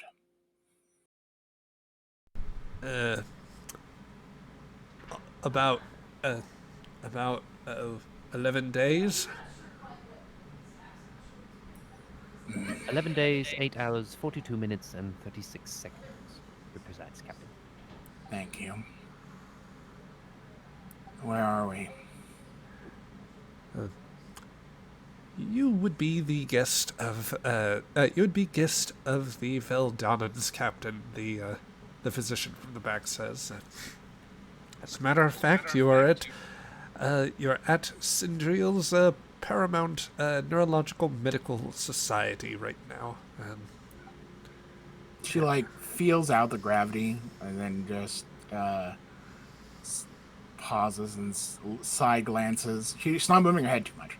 Just kind of side glances at the Veldonnan doctor. Planet side. Oh yes. Quite. They have been very accommodating, Captain, and they're also assisting with repairs to the ship as well. Good.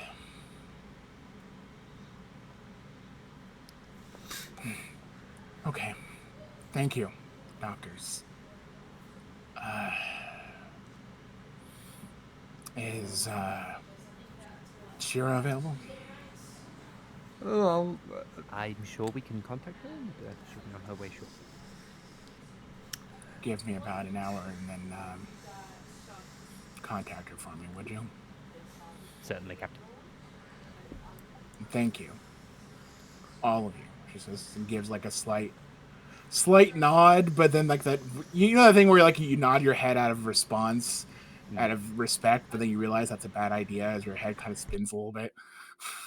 Yep. Uh, The then- Veldonnan doctor. Actually, first you first, there, Centaur. Yeah, if possible, Xantar look grabs a hyper spray and puts a mild pain reliever inside to help alleviate some of that. she bats it away. She's done it before, Xantar. If you She's a big, strong girl and does not need no painkillers. If you insist, Captain. The Veldonnan doctor, in order to ease the need to glance, is going to come around the table, standing next to Lambeth, and be in a position where he can make more direct eye contact. The doctor's face is is broad with a very wide smile and dark eyes that give a very familiar, welcoming sensation, as he just says, "Well, Captain, rest assured, and you're plenty welcome here, and you take what time you need to rest. I will see to the comfort of your medical staff as well. Not that any of them requires machinery here, but you are all guests." I thank you for your hospitality, and the Veldonnan people. I am sure that our approach probably wasn't the most.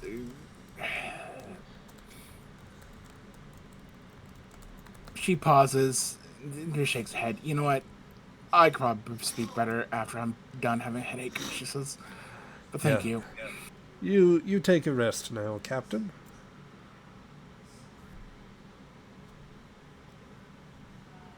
And she puts that deep down. Zach. Yep. That's getting buried. Yep. Quick question. Vibe check, Captain. Headache. Ow. Thump, thump, thump, thump, thump, thump. Also buzzing. Something's buzzing in her head. She has a headache. Parts of her still hurt, I imagine. Xantar looks at the Veldonnan with the hyper spray of painkillers and just looks at Yeah. And then and on top of that, it is relief, concern, but more for her crew and the status of her ship. Yep. That's the service. That's the vibe. Yep. Well, such that cuts through that. The doctor, he'll blink a little bit as he kind of gets as your thoughts become a little more, or begin to register, your feelings begin to register a little more now that you are conscious once again. And say, well, quite. You are, of course, all welcome to run about the grounds. Food can be provided, anything else. So I understand there is a banquet later this evening, so I suppose eat light. No fatty or spicy foods. I'll be sure to do so. Thank you.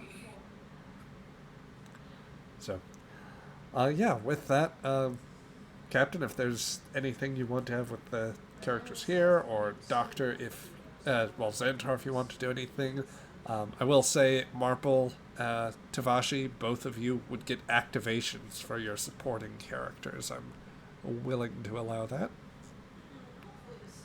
So, that should be, I think... Yay. You Honestly, can... Good. Xantar's just trying to make the captain as comfortable as possible where the captain allows it.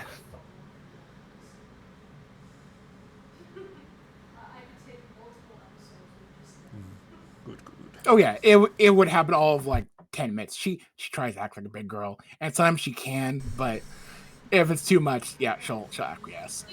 Yeah, it's successfully puts the Just set the drugs, Captain. It'll make things a lot easier. Fine. As long as you quit, both you can quit squawking at me. No, that won't happen, but You'll feel better. Like Xantar will look at like Miss Marple just squatting. Is this a human impression you'll have to explain to me later, Miss Marple? I will. Yes. Thanks.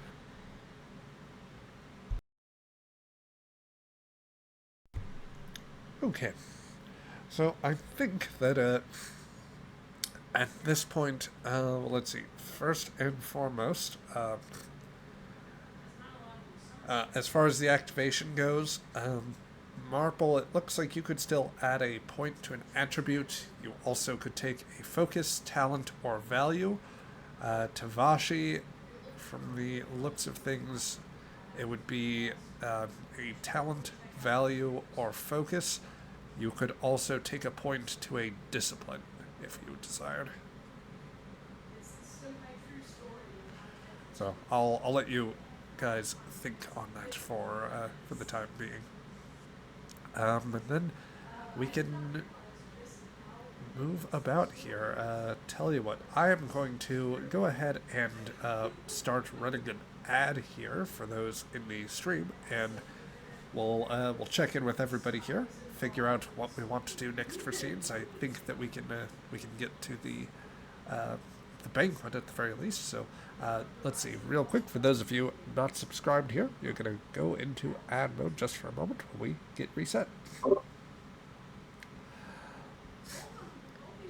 Okay, so that is running now.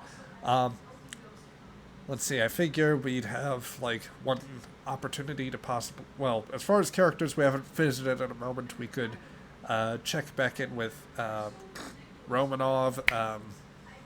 There's also seeing what's going on with Shira too. And Horn obviously deserves a bit more time. The question is, what would you guys like to do before the banquet, if anything, character-wise? I do think starting to fix the ship is also a good idea.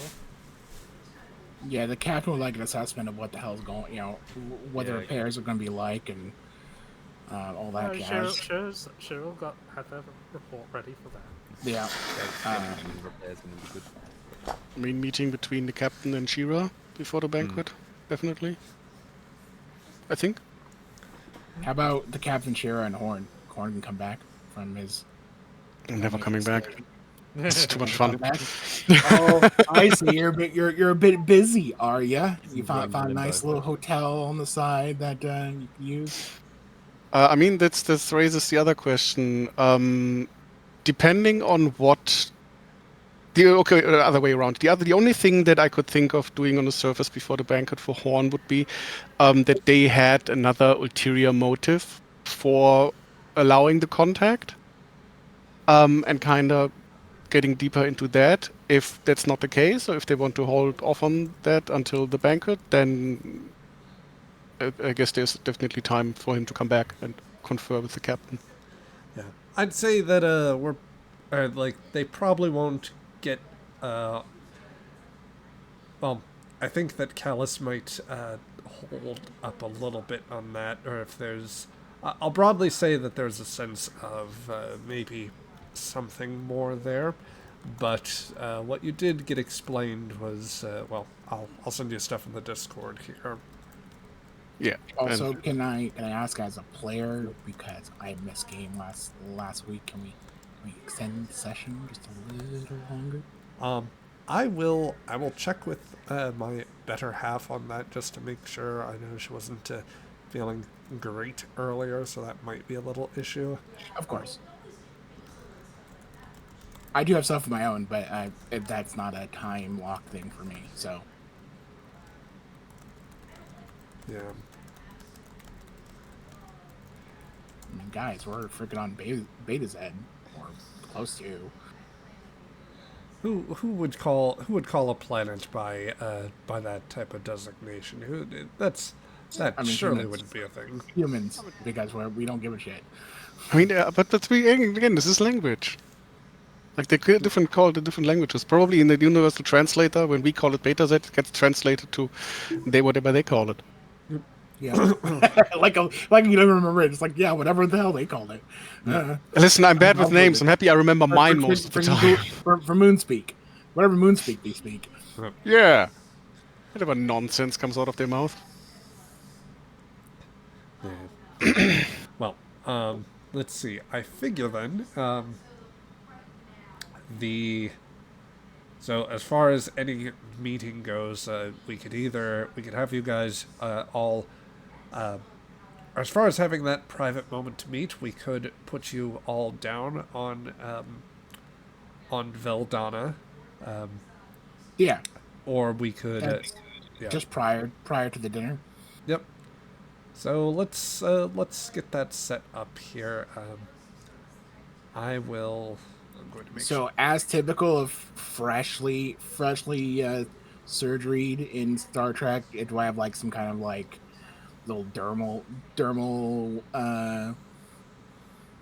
signage, as it were? You know, like some kind of like lightning, that sort of like branched out, sort of reddening, whatever. Yep. Fair. Oh, I'm just asking, like how smooth the transition was. It was just like, boop, you're done. Oh, I would say that there's a bit of a what would appear to kind of be some light bandaging or patches on certain places where the beams technically interacted with you, or it's like it's meant to be. Basically, it's something to help, or the patches kind of have a. The vague medical description is there is some sort of analgesic with the pad, basically, to help soothe any irritation from the high energy beams that interacted with the skin in order to keep it from developing any irritation. Yeah. Yep. Okay. So, yeah, otherwise, I'd say, Sharp, you were given the option of being sent down a fresh uniform, or you could enjoy some Veldonnan civilian wear after you got out of your hospital gown, as it were. As typical of Star Trek captains, I'll wear the Veldonnans civilian wear. Nice. So, I imagine Fernier's not happy with me losing another uniform, though.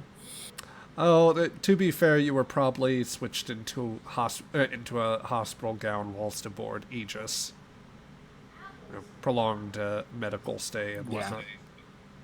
Fair enough. Yeah. So, let's get the scene properly going then. We will jump ahead several hours, and I'll set the stage as to how each of you came here. First, just to check for when the banquet starts, would all player characters like to be present for this? It was an invitation to the senior staff, broadly speaking. Yes, please. Absolutely. Absolutely, yeah. Very good. Yeah. We'll allow some. We will allow for some of the others to come in just a little bit later, or to say that you are about the station. For Sharp's case, you and probably Dr. Lambeth and Xantar would have left sometime after after everything was after some rest. I think Lambeth and Xantar were probably both given instructions with regard to things to keep an eye on, which boils down to a lot of sort of best practices for an outpatient procedure. No smoking, no drinking until like a day or two at least. And no fatty or spicy foods. Yep. For some reason, they told you no smoking, no drinking twice. Not sure why.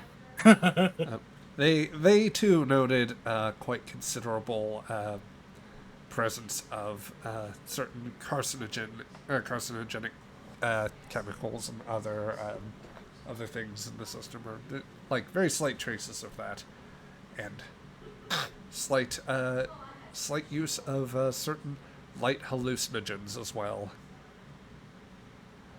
Look, they told me they were clean, all right? I was told it was clean. Sure. Yeah, don't ask the captain what's in her brownies. Oh God. Just gonna say it's Yeah. something about them is freshly baked. Heyo. Okay, I'm going to break my soundboard rule just temporarily, as I do that one more time. Something about them is freshly baked. That'll get cut later. Don't worry about it. Don't worry about it. Yep. Well, We appreciate the commitment to the bit. yes.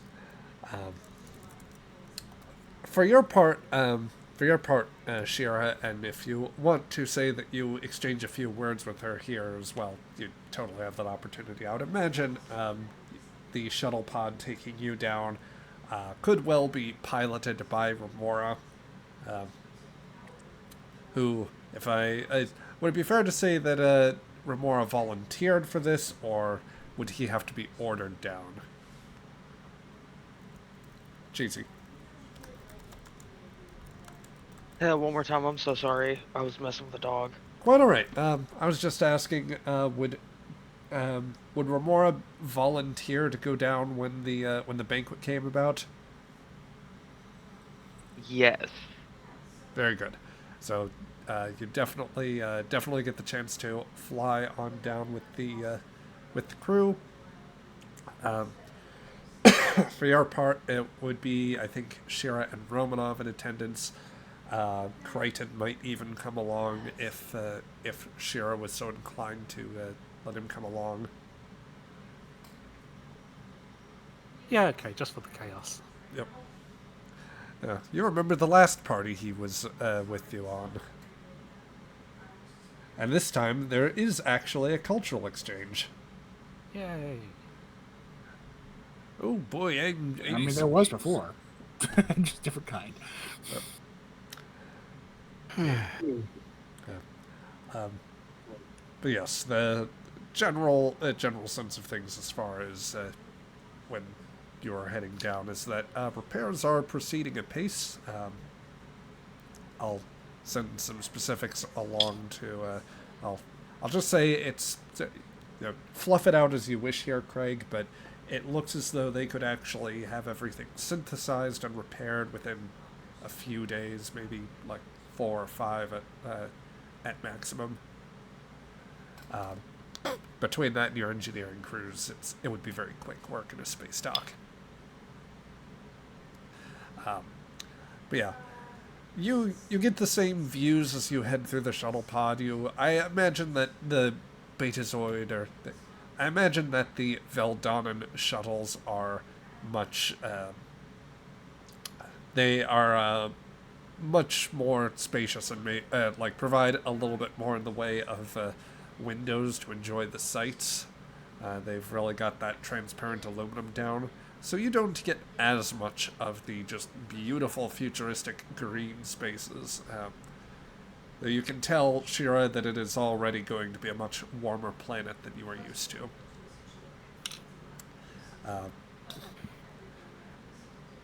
Arriving at the spaceport, you are guided by Veldonnan security,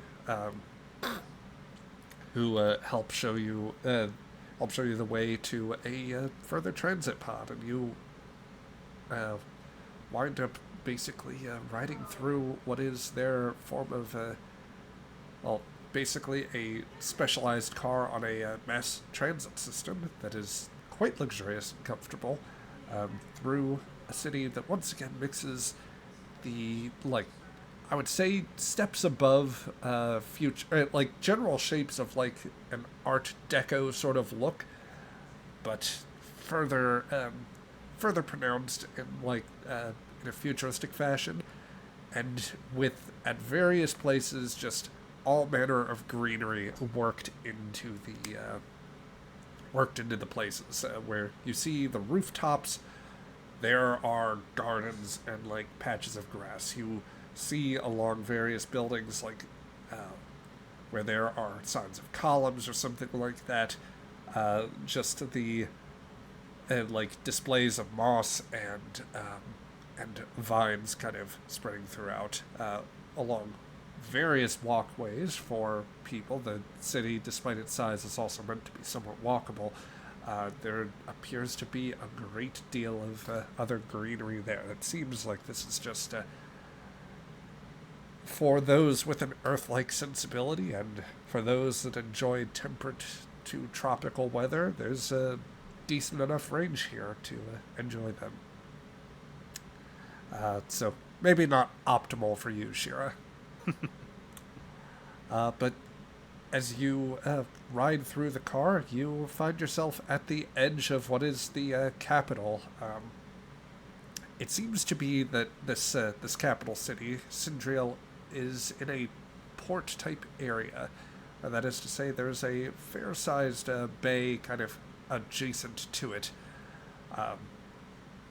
And that is where you are taken up into a large building with such a green space. The building is pleasantly climate-controlled, still a little more on the warmer end for you, Shira, but it's enough that it's sufficient to where you won't feel like you're sweating through your uniform. And whilst being guided through, one of the Veldonnan peacekeepers basically offers to guide Romanov and some of the others aside, and has informed you that there was somebody that had requested a meeting for you specifically. Okay. I will ask here before I do this, Sharp, would you like to make commentary on the dress, or would you like to leave that for my own purposes here? I mean, it's supposed to be an actual first contact dinner banquet sort of thing, so she would have definitely requested something in fashion. So probably something very sharp and in fashion for the Veldonnans. Fair. Probably very attractive for her. Yep. I'm going to ask for a Veldonnan clothing as well, unless I think it's more appropriate to go in uniform. You're more appropriate to go in uniform, and the captain will kill you. Yep. In that case, definitely go Veldonnan. So, Shira, you arrive at the sort of a rooftop area where you will be where you are meant to be dining for the banquet. Fairly long tables are arrayed with comfortable chairs laid out. You arrive not too alongside one of the two guests. That would be the now back on her feet Colonel Sharp, although Lillian Sharp is out of uniform. Yeah. I'm caught between either guessing a modest but very sort of very well cut flowing sort of maroon gown, kind of with slightly flowing sleeves, as it were, not entirely too tight around the wrist, but not in such a manner that makes it seem like it's loosely fit or something of the sort. Sure, works for me.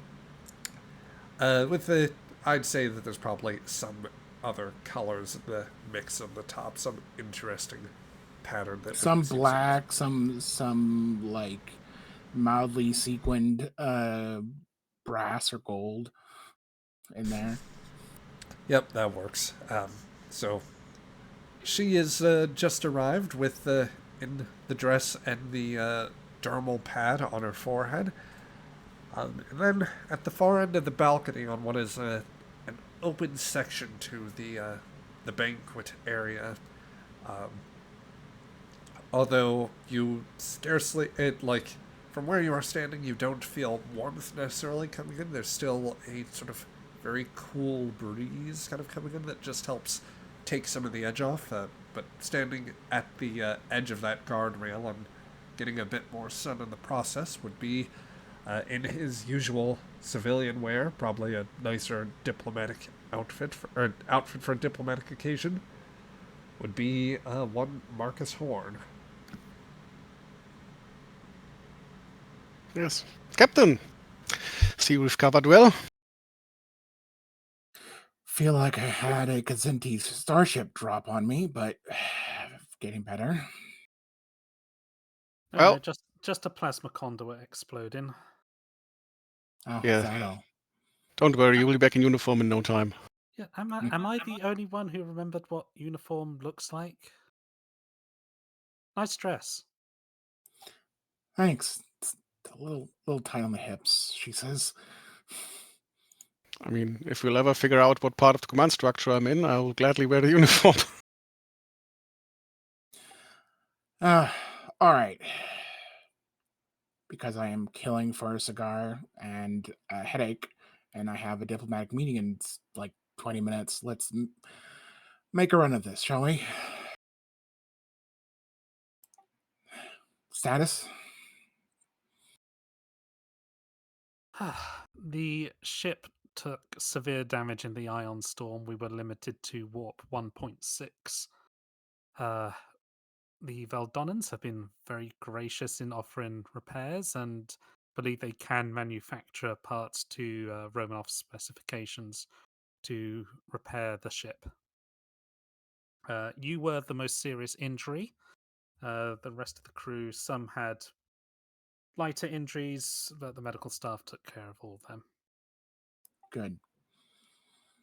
Any problems with pirates along the way? None. We were blown off course by the ion storm by a considerable distance, so if they were tracking us, they probably lost the trail. She nods. She looks over at Horn. Attitude of our current host? First of all, DM question. Was I asked to not share any particular information? I will say that I'll say that it was left to your discretion in this particular case. There's something very much like the general vibe of the conversation once it continued, and there was you got a better sense of the exact nature of some of the gifts, or like what she would wind up telling you. That it was kind of there's an expectation the others would catch on soon enough, but you know, I think that It's she's interested also- to see what you do with it. Yeah, and I would have let her know, like right off the bat, that I would have to inform the captain. Aside from any personal ways to deal with this is like it's the one thing that would need to happen. Also to just let her know in just right away that I would tell the captain that.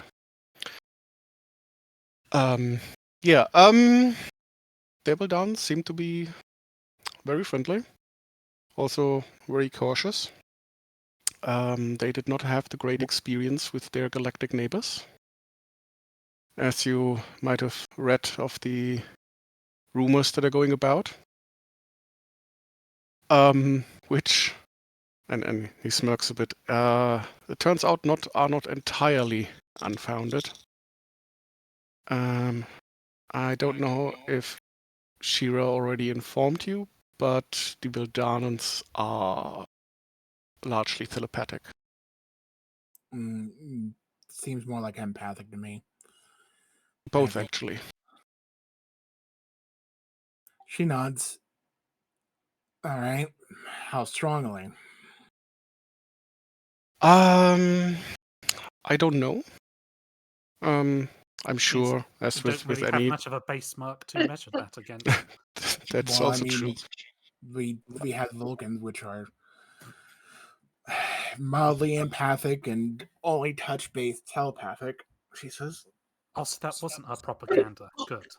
Good. Well, I don't entirely know, but I would assume that it is with any genetic trait, can be vast differences in the population. But it's safe to assume that pretty much everyone you interact with is on a surface level aware. And also, that is not really something they can not do. It is part of being Veldaren. Which also quite well shaped their society. It's fascinating, actually.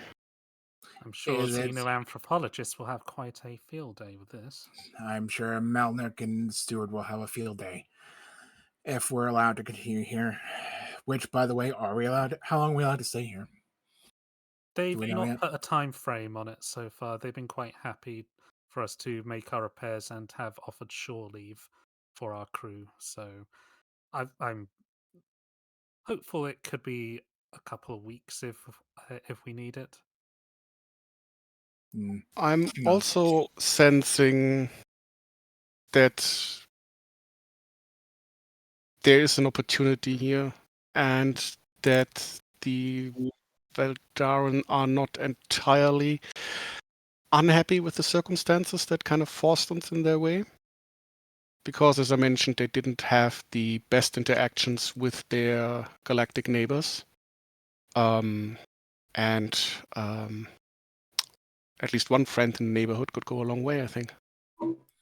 All right. Well, usually that begs another question: are we risking any technological exposure issues here?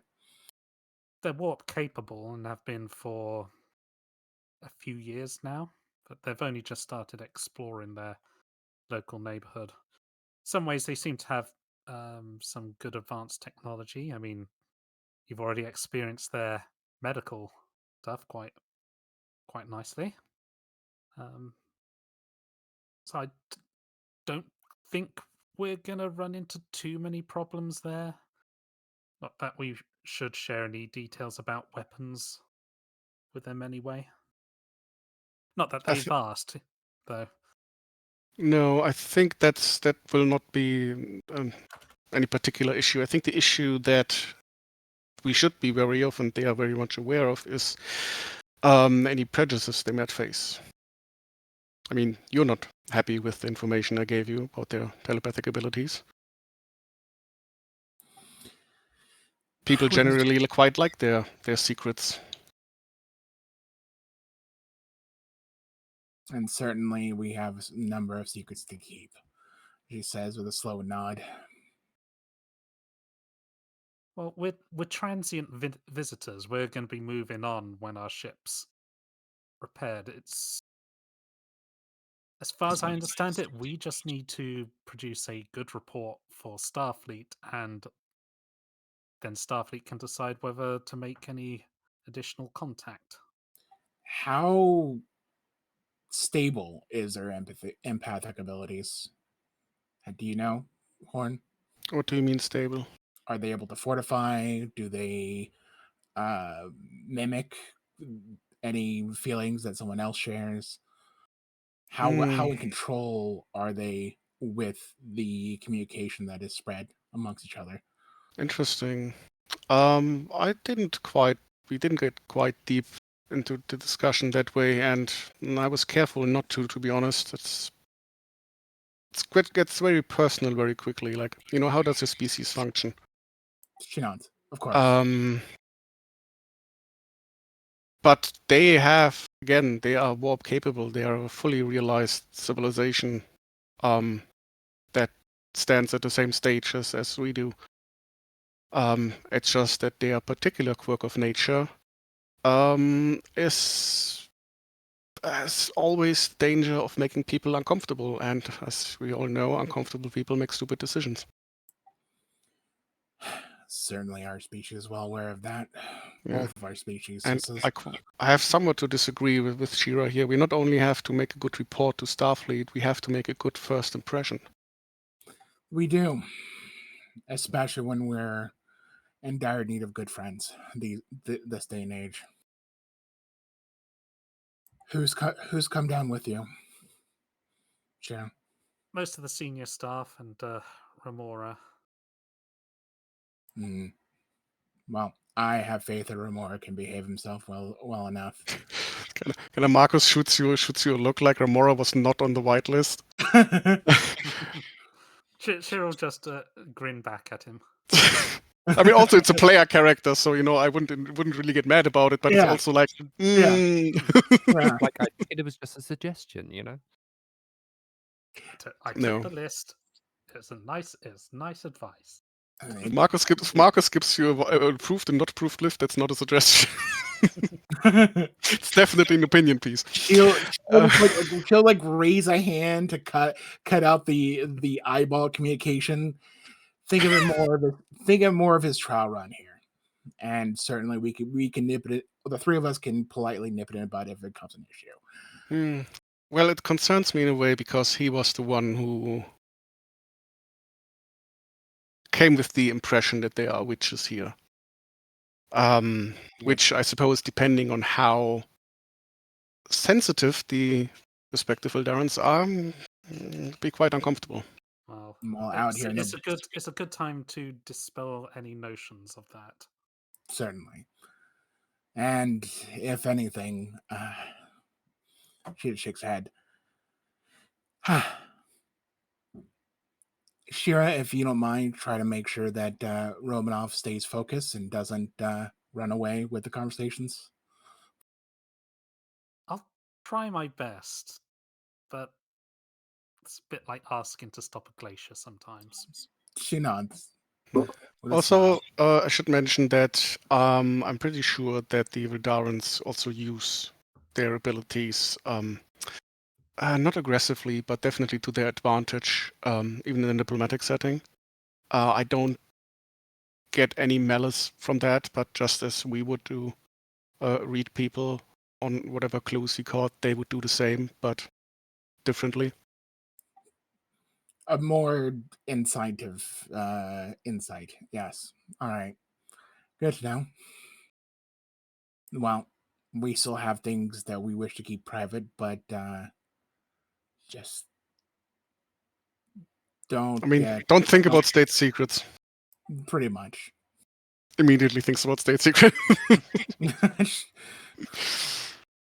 All right. Is there anything else I need to know? Again, I'm getting the feeling that there's a hand stretched out. Well, so long as it's so long as the other hand doesn't have its fingers crossed, I might be willing to take it. Well, they're certainly guarded, and with good reason. She nods. All right. Our little council's dismissed. Unless you guys have anything else, Jira. No sooner than you do that, as Shara might have something else to chime in with. Others are starting to join you on the far end of the platform. So, Shara, you have a moment to say something else if you wish. Oh, nah. Gotcha. In that case, Romanov, Xantar, Remora, you are in this. You have arrived on in the banquet area. It's a partially open air setup in one of these, as described, highly modern-looking skyscrapers with various sort of arrangements of artful and sort of other lived-in plant life, like bits of moss and vines in some places, trees that have been trimmed in artful arrangements. As it is, I should say that the table nearest you does have some food already set out. I would say something along the line of various hors d'oeuvres of various sort of, like maybe a few pastry dishes, a few sets of like nuts and what would appear to be crackers sort of thing. Their equivalent of a charcuterie board, strange fruits, all that sort of thing. Ah, strange fruits. My favorite. Yes, it all looks lovely, but why is there some gunk here? I don't know what this is doing here. One of the keepers says, rather one of the maintenance staff says, sorry, we I left the mulch out here. Apologies. We practice vermiculture. he says this is Xantar's a mouthful of worms.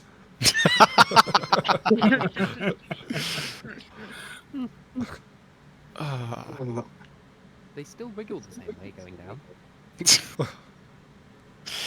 Oh god, Xantar's just a diplomatic incident waiting to happen. That is all my characters, Felix. Yes, I was about to say. He does that. When have I not made a character that hasn't done something? Is this a pattern with other characters too? Oh, you have no idea. Yes. Allow me some time to regale you of the story of Commander Photons, and particularly why he got that nickname. Oh. And why there's a Vulcan lock on all modern starships. Yes. Okay, Romanov's on best behavior. She is in her whatever she thought or for. I think there are formals for this era. Would we? Pretty sure they're dress uniforms, yeah. Yeah. I would assume we're dress uniforms, so I'm dress uniformed. Being on good behavior, not saying much. I would Not imagine. sure how I feel about being on the planet where she hasn't been officially told, but she's come to this conclusion. There's a lot of them out there. I think Marcus would actually wander over to Romanov. Yeah, just to say, I would also say that Xantar is wearing more of a Denobulan, like, formal outfit, sort of like long, but also like multicolored. Did Xantar just eat some worms? He did a little ways back. Yeah, Yes. that would be one of the reasons she went from here to over there. By sure. Whatever happened over there, I distanced myself from it. That's fair. Oh god, No they look goofy. judgment. Everybody dig on what they want to dig on. Oh no, they look goofy as hell. Oh god! This is a crime. This is a crime. This is an actually intergalactic Xantar is crime. not wearing that. What is Okay, this? that is the dress uniform from the final episode. Actually, the dress uniforms in the series, I believe, our great GM Zach will back me up on this, are slightly different. Oh, I wish I could unsee this. You know, I don't remember exactly what the dress Let me see. uniforms look like at that time. I'll say that there's... So, for those lacking context, we have posted in the Discord here an image of Archer from From an episode that never existed. yeah, from the finale, not finale, please. The headcanon non-finale. Let's see.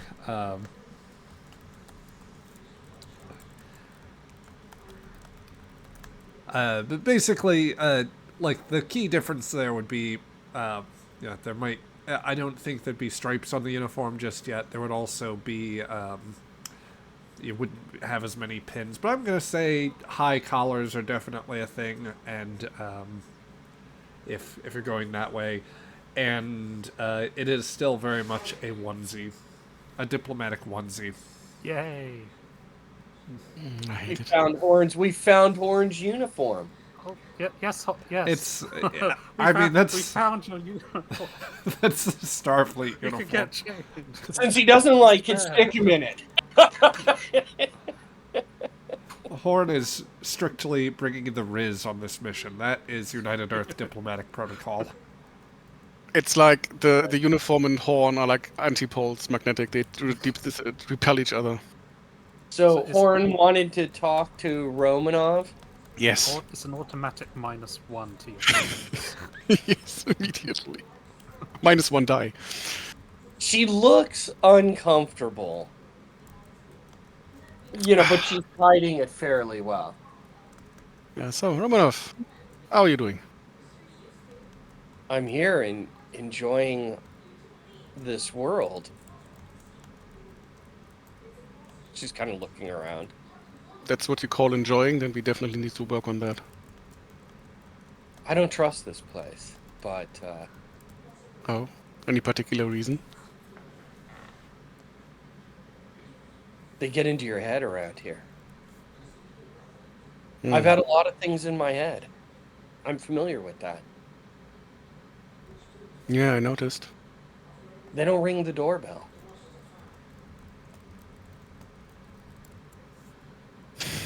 Well, can they? I think they could if they wanted to. Would you tell people?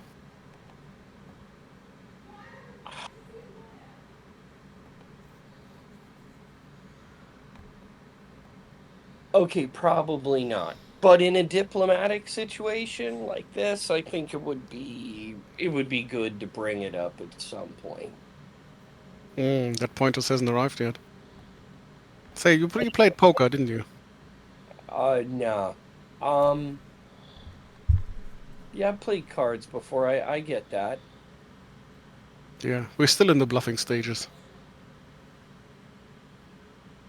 But if you could do me a favor and not talk about this just yet with anyone, I only chatted with you because you asked.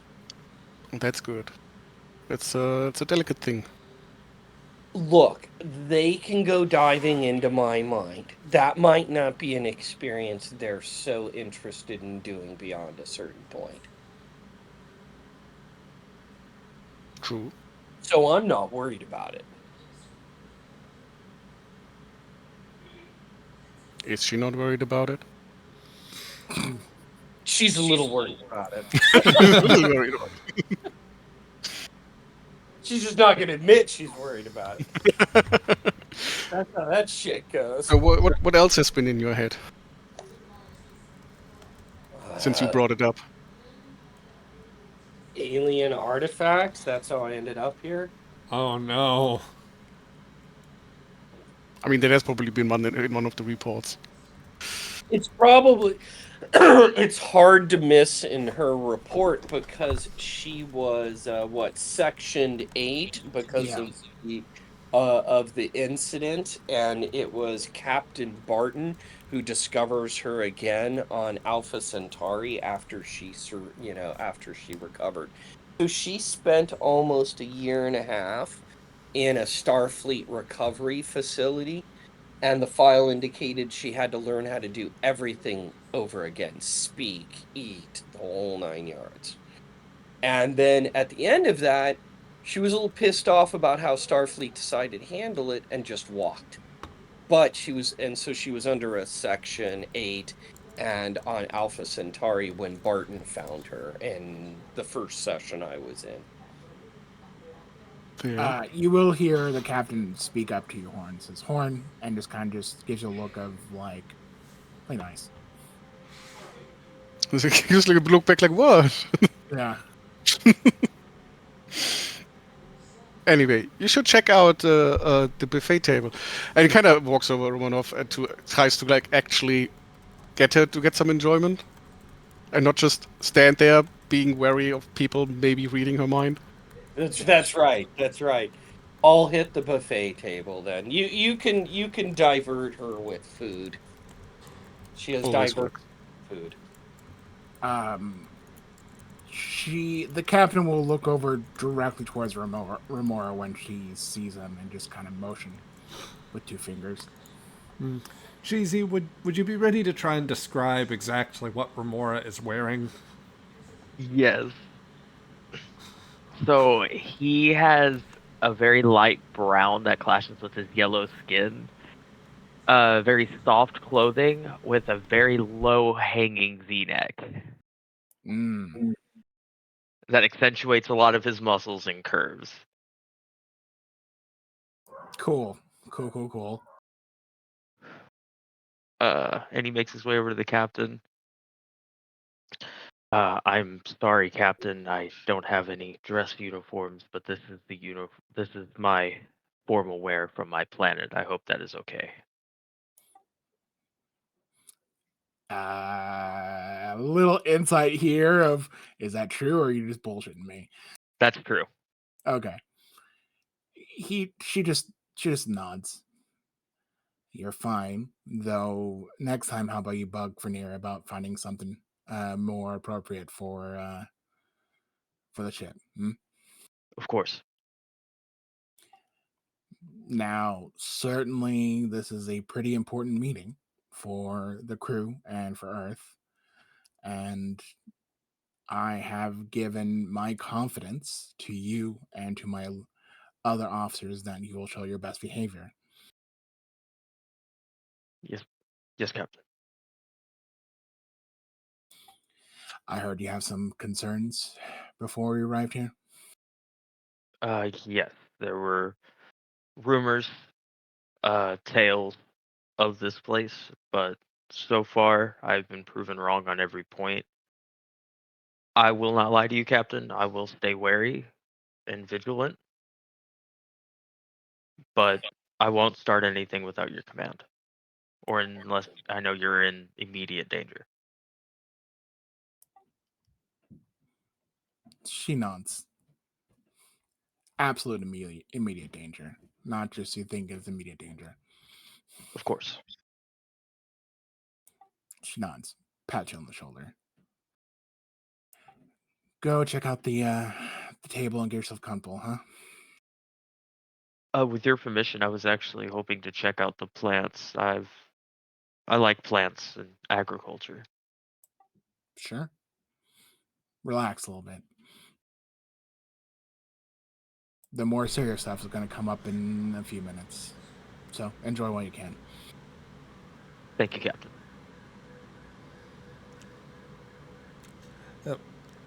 So, let's see. Shira, if you want to do anything yourself too, then I'll allow for that. Otherwise, I think that I will allow food to get properly started here, or the banquet. Yeah, begin the banquet. Okay.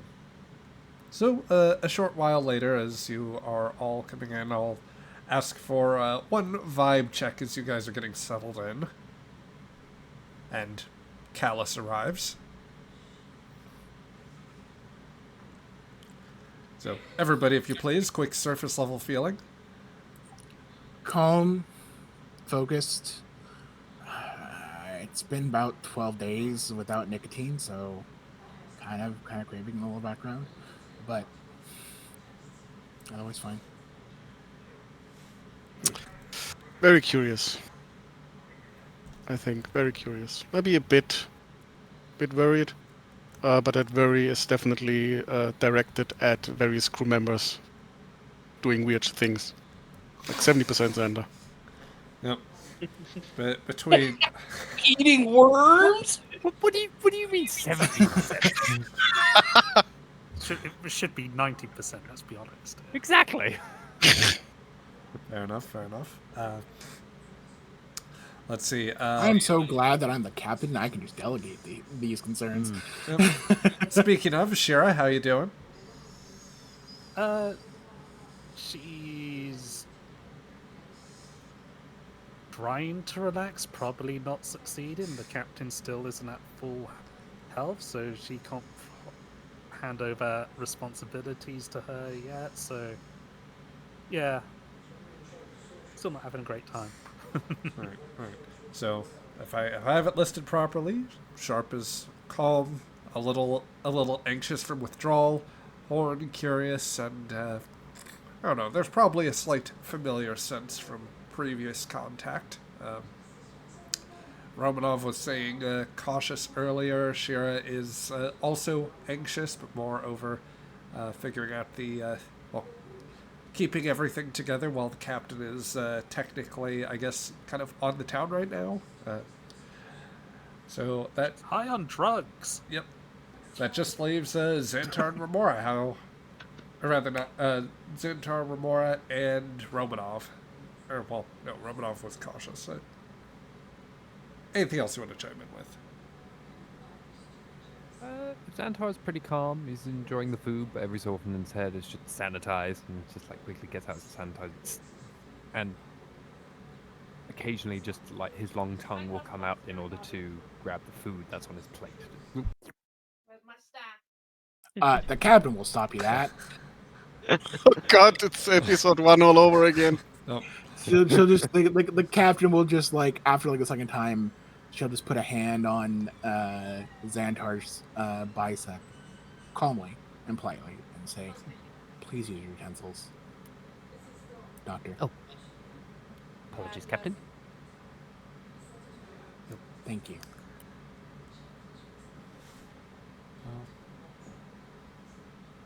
Then, Remora, any other anxiety dealing with the Veldonnans, or self-conscious about your outfit choices? Are you otherwise happy with all the food and plants? He's not focusing on the food as much, and he is fully comfortable with his garb. I'm standing right next to the captain after she makes the comment about Xanatar, and I look at her and just she can hear. You never know. That could be an appealing trait to our new friends. That could be the beginning of diplomatic communication. She will stop And you mid sentence with that, with like a side look of like you're not going to continue those words. Well, stop it! Just it was worth it to get the captain. Where did the captain get that patleth from? The captain's hackles almost went up. Yep. The gardener comes back out. Oh man, I'm sorry. I left my gardening scythe here. It's like it's actually just like a set of hedge trimmers that like happen to have a similar batleth arrangement. Is the gardener just a Klingon? I was about to say. Gardeners. Could be Klingon, just like he's one of those like Klingons that hasn't been affected by the virus, so he still looks human. Right. Plot twist. The gardener wipes his ridges a little bit. But his hair is too trimmed. Surely he can't be a Klingon, as he lifts his hat a little bit and like wipes the ridges a bit. Today is a good day to garden. Today is a good day to garden. Shit, that's a plot point now. It is, Anyway. Oh my day to god, plant that's tulip. great, dude. Yep. He takes that and he grabs the vermiculture tray that he has and he sneaks a bit of gach. But anyway, yeah, so Callus arrives, nodding to all of you and says, well, welcome. I believe the chef will be about shortly. There he is. A set of waiters and the chef all come out. The waiters are carrying large trays, while the chef is in a well-worn but very well-maintained outfit. Says, good evening, honored guests of our world. We are happy to have you visit, and we hope you enjoy the meal. We will definitely, we really hope that it gives you many a good feeling and leaves you with satisfaction. I always appreciate it, and I always know whether when my cooking is enjoyed. You're right. Yes. Today's dish will consist of a few courses, including some of our finest greenery, including wild Kalnara truffles, main courses with a pasta-heavy dish with one of the bakeries that is actually local to the capital city, and also as well some of our some fine delicacies in terms of locally caught seafood. The dessert will be an utaberry pudding. We also have a wine bought from one of the vineyards on the northern continent. We hope you enjoy. We'll answer the questions. Our medical staff were kind enough to provide information on allergies, and I think that we should be all well sorted. So this meal should provide various alternatives. Just let us know if you need anything. And yes, the chef just kind of bumbles off as he gives the presentation of various dishes. So yeah, he'll drop that and leave you to gather the food, which is a very rich assortment. There are other smaller side dishes that'll get referenced with all manner of fruits, vegetables, grains, and various drinks. I'd say that you get a plate that looks as much a mix of like fine earth dining to with some notes of like various alien colors and like the squid with blue food dye, what have you. Something for everybody's palate.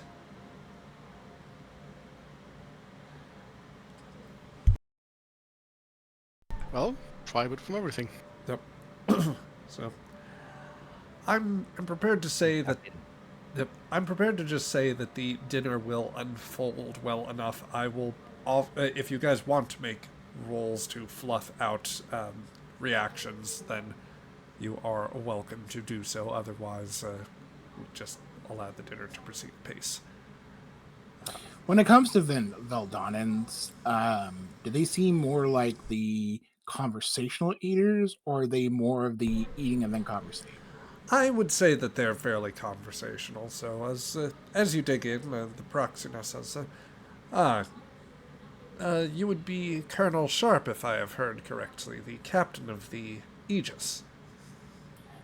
Indeed, true. Yes, Which I should say thank you for the outfit. It is quite generous and quite lovely. Once I figured out how to put it on, she chuckles. Oh. It suits you well, and you are welcome to keep the outfit. It was acquired by the diplomatic office, so you can consider it a gift. Thank you.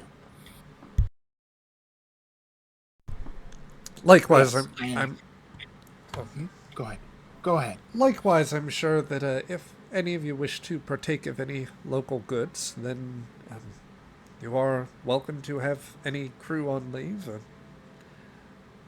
Venture through the markets. I'm sure we could arrange some sort of appropriate exchange or limit for your purposes.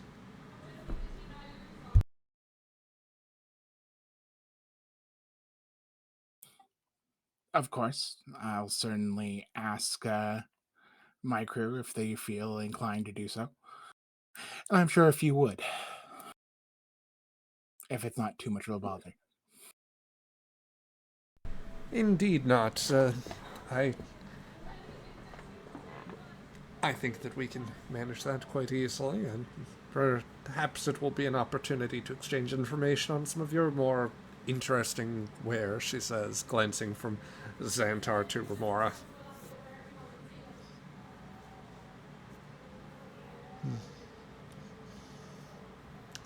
Yes, I hope that these settings have you well at ease. We would not want any of you to feel out of place. I hope that the sights are not so strange to you, Captain. No, in fact, it feels a little bit like home, she smiles. Quite green, the air is nice and fresh. The sights are beautiful, she says, with a smile in the direction of, she applies a bit of the charm, but looking at the various ladies with a smile. Captain, insight and command, if you please. Yep. And I'm going to give you a D20 here. An extra D20? Mm-hmm. Nice, thank you. She will be using an extra one of her own with the guided with a silk glove special rule. You must beat a 4. Diplomacy for focus. Yep. And here we go. That did not go well. Well, I do have cautious command, so give me a reroll of that.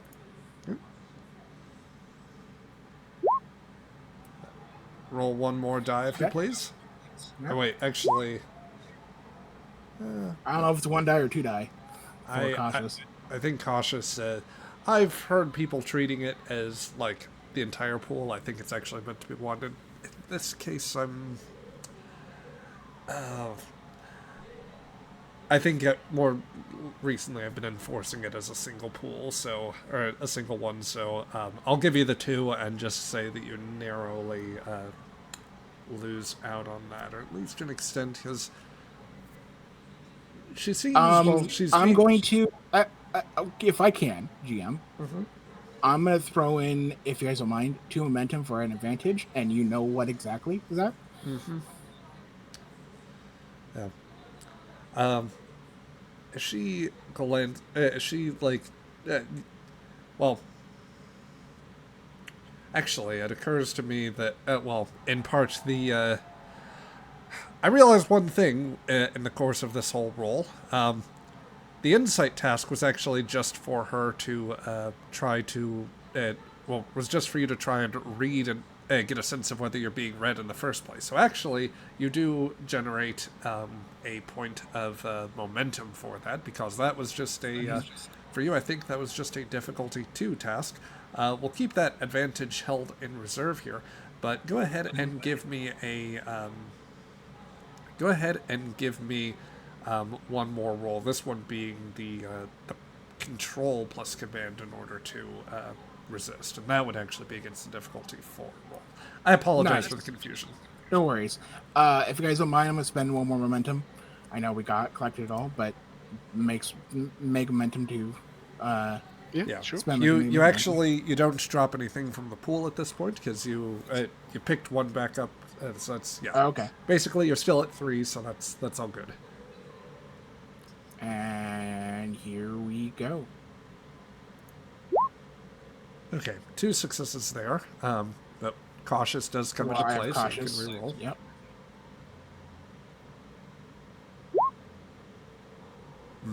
I'll let that advantage come into play. As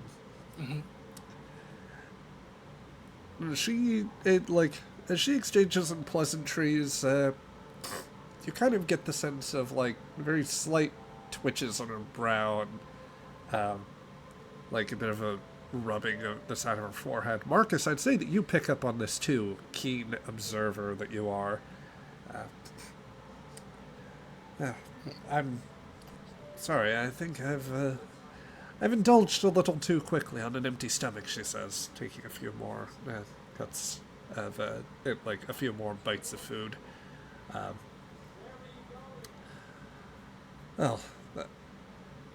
Tell me, Sharp, what sort of blurry images might have come across the Proxima's head? Well, in the forefront, she's just putting in a lot of appreciation of the Veldonnan people in various natures, just trying to throw in the various things that people should be thinking. But as the blurry, it would be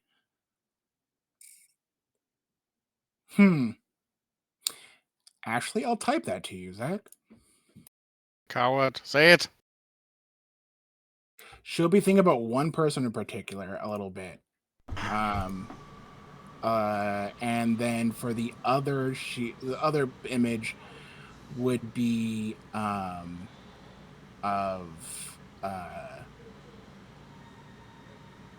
Tam. It's 2 people. She's thinking about 2 people at the current moment.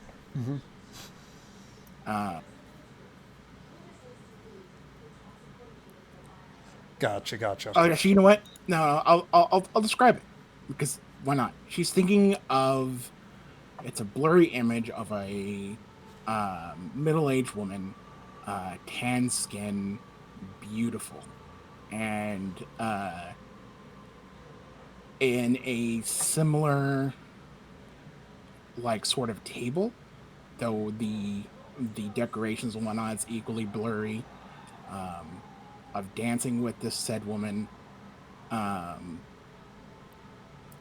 then thinking of a male figure, tall,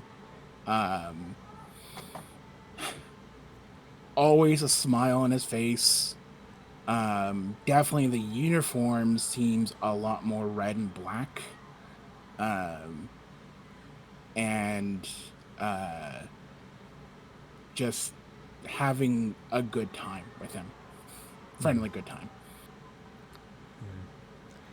So, with the good memories, but deeply hazed and like. And the Almost. first image definitely has a longing and missing. Yeah. Callus is trying to calibrate to it. Real quick, guys. Good to go for another 10 minutes, let's say. I think that's about what I can give Yeah, here. I'm fine with that. Yep. Okay. Well, I'm glad you're enjoying this the locale. I hope that it proves restful for all of you here. Visitors are rare, and certainly we've never had visitors from Earth, I believe it was. United Earth. Or from... She glances over in your direction. Shira, Andoria.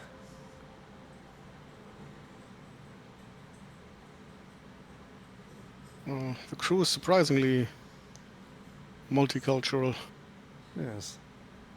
Certainly, Denobulans and Suliban aren't much of a feature either.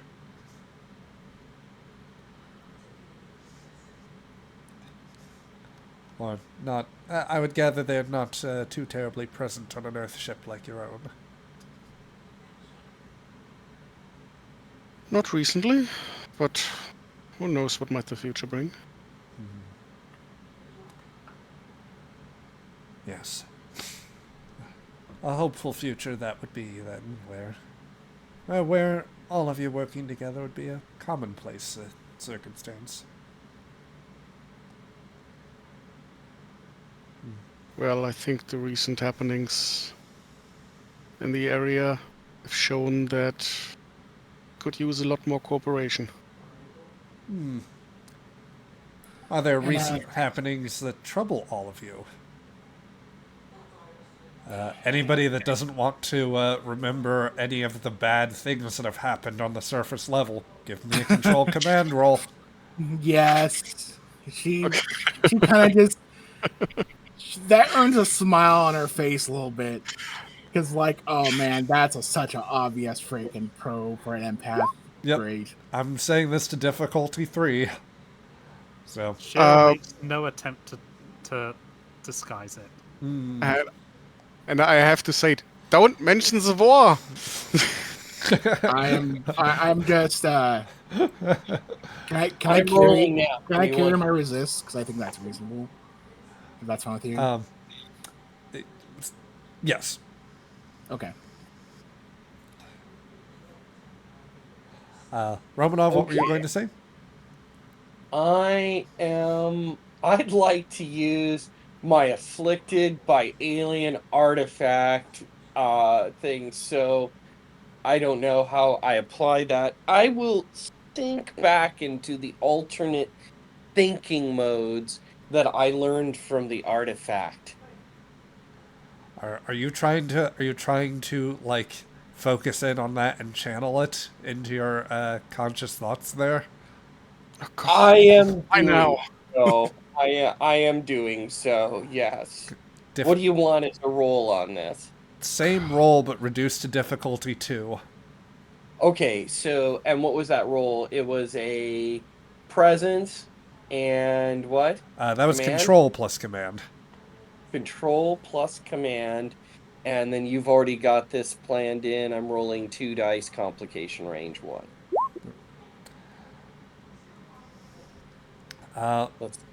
So I'm going to say that with what you have there, Alaska, you can't quite manifest it to your mind, but you do have you do recall the sense of dis-ease that came with the experiences of the artifact coming up. So it's kind of the mix of that. Here we go. In Remora's case, what would you prefer to cite? The fact your people have been chased around the stars by the Tandarans, the recent problems with the pirates, and the fact that you double-crossed a crew already. What's your feeling there? Everybody, shout out the worst things that have happened in the broader galaxy or to you. without This is indeed. Bashir will definitely think about the war.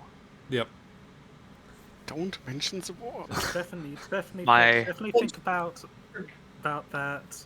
Her trouble with the Imperial Guard as a whole, and all that wonderful stuff. Don't think about the Borg. The bioweapon attack on Xantar's colony. The Lambeth and Crichton are likewise going to have Dark Lux. I'm actually going to roll for Lambeth here, given a certain thing that he is doing right now. You know, I think they got a little bit more than they were bargaining for. What is Section 31? No. Callus seems like her expression seems like to morph into, or Callus's expression seems to morph into something slightly a bit less pleasant as she eyes the bunch and just. Perhaps it's not best to. Perhaps the topic is better to. Perhaps I should not have lanced into that too much. I am sorry. You're guests here, and I wish for you to feel as comfortable as possible.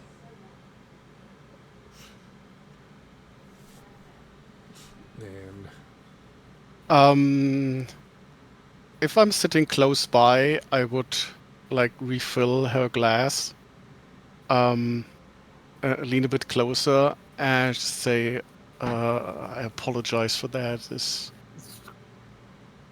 There has been a lot happening recently." Indeed. And you. I would say this quietly. And she just nods, taking the glass and thinking, and a thought seems to manifest in your head. And this ship and its crew have been at the center of a great deal of these events. If only. If only. Does Marcus think that or say that? I would first think it back. I'm not entirely sure if that works, though, but I still try. It's like, if only? Does it work like that? I'm not sure. You're not sure if she's reading your mind, but she seems a bit distracted now. With such a brazen attempt at empathic digging, the captain now just has her attention. It was to like the various people and just trying to have a good time, but now her focus is entirely on Callus. Callus.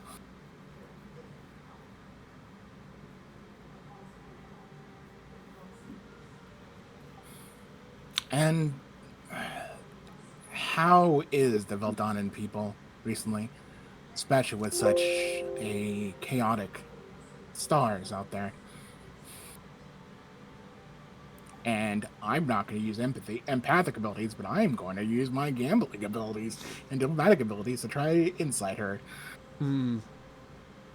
Okay, give me an insight and command roll.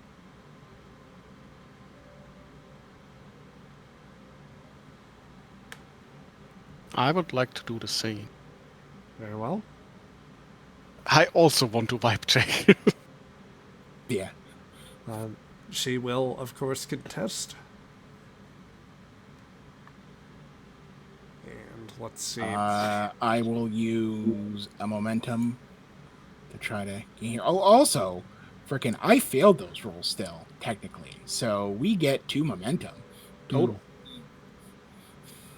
At the very least. That's true. Because of backup plans. Yep. So, I'll spend one of those, though. Yeah. Thank you for drawing there, Craig. Let's see. As far as beating her roll there, and then I'll re-roll that one. The guiding with a silk glove roll, she will roll 3 successes to your 5 there, Sharp. It's not my day to rule. Oh, dear. You are too I'm busy. distracted. You're giving a vibe check a little lower than her face. No, it's more like I that want there's in my I want head. to change a social media status here on my device. Psychically speaking, I want to I'm, change my social media status. okay. Let's see. So Horn, I'm going to work in your complication to actually close out the scene here in a bit, since we are running up to time. Yeah. But yes, like for her part, Callus, it's pretty transparent that she is troubled, and that there is something that she is yearning to say in some sense. That when she does actually speak the words that come out of your mouth, Horn, you're not entirely sure they're what she truly thinks, but you're kind of part of the reason you don't succeed is that you don't. You're kind of expecting something to come into your mind as well, for added context. For your part, Sharp, all you get is you read plainly that what she says. There's something more that she wants about it when she explains. The Veldonnan people have been safe and secure these decades as we've stepped out into the stars, and we've developed quite a nice sanctuary for ourselves here, and under the guiding wisdom of those who oversee it, we shall, I'm sure, keep it for many years more.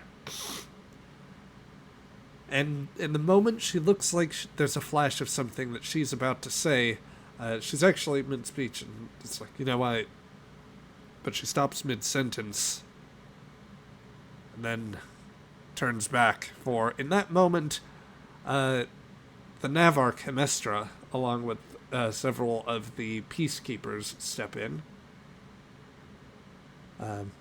And to which she says, I apologize for the intrusion, but there has been further decision, Proxina, and a moment of silence is exchanged between the two of them.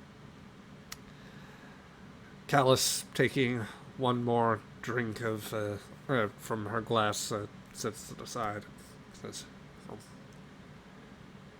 Captain, I genuinely hope that you and your crew are enjoying your stay here.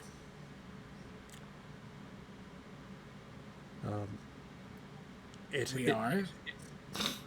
Then it is my duty to inform you that you will have no need to worry of your welcome here. That is certainly extended. As a matter of fact, I am obligated now to inform you the Council of Ministers has come to an important decision. Your stay on this planet shall be indefinite. For the remainder of your natural lives, you may consider yourselves guests of the Veldonnan people. And that is where we are going to close off the session today. Frickin' knew it. Oh, Yep. So good reason to be suspicious and crawl back into my alien artifact thought. I knew it. I knew it. So, yeah, this is where we are going to end off for those of you in the archive. I hope you have a good rest of your day, that you enjoyed today's session. If you ever want to come and join us live, we run these games on Saturdays at 1 p.m. Eastern Standard Time, so we hope you'll join us. Likewise, if you ever want to catch our other game, the Broken Sword campaign, that usually airs Tuesdays at 7:30 p.m. Eastern Standard Time. For those watching live, it will not be happening this Tuesday. We're taking a week off, but we will have a Q&A the following week. That'll be June the 25th for those looking at your calendars. If you want to catch up or stay up to date on things, just check out our social media, our join our Discord. All the links relevant to that are in the description of the video, and for those live, you can type the relevant commands for that. But for now, I think this is where we will leave you off, so have a good rest of your day.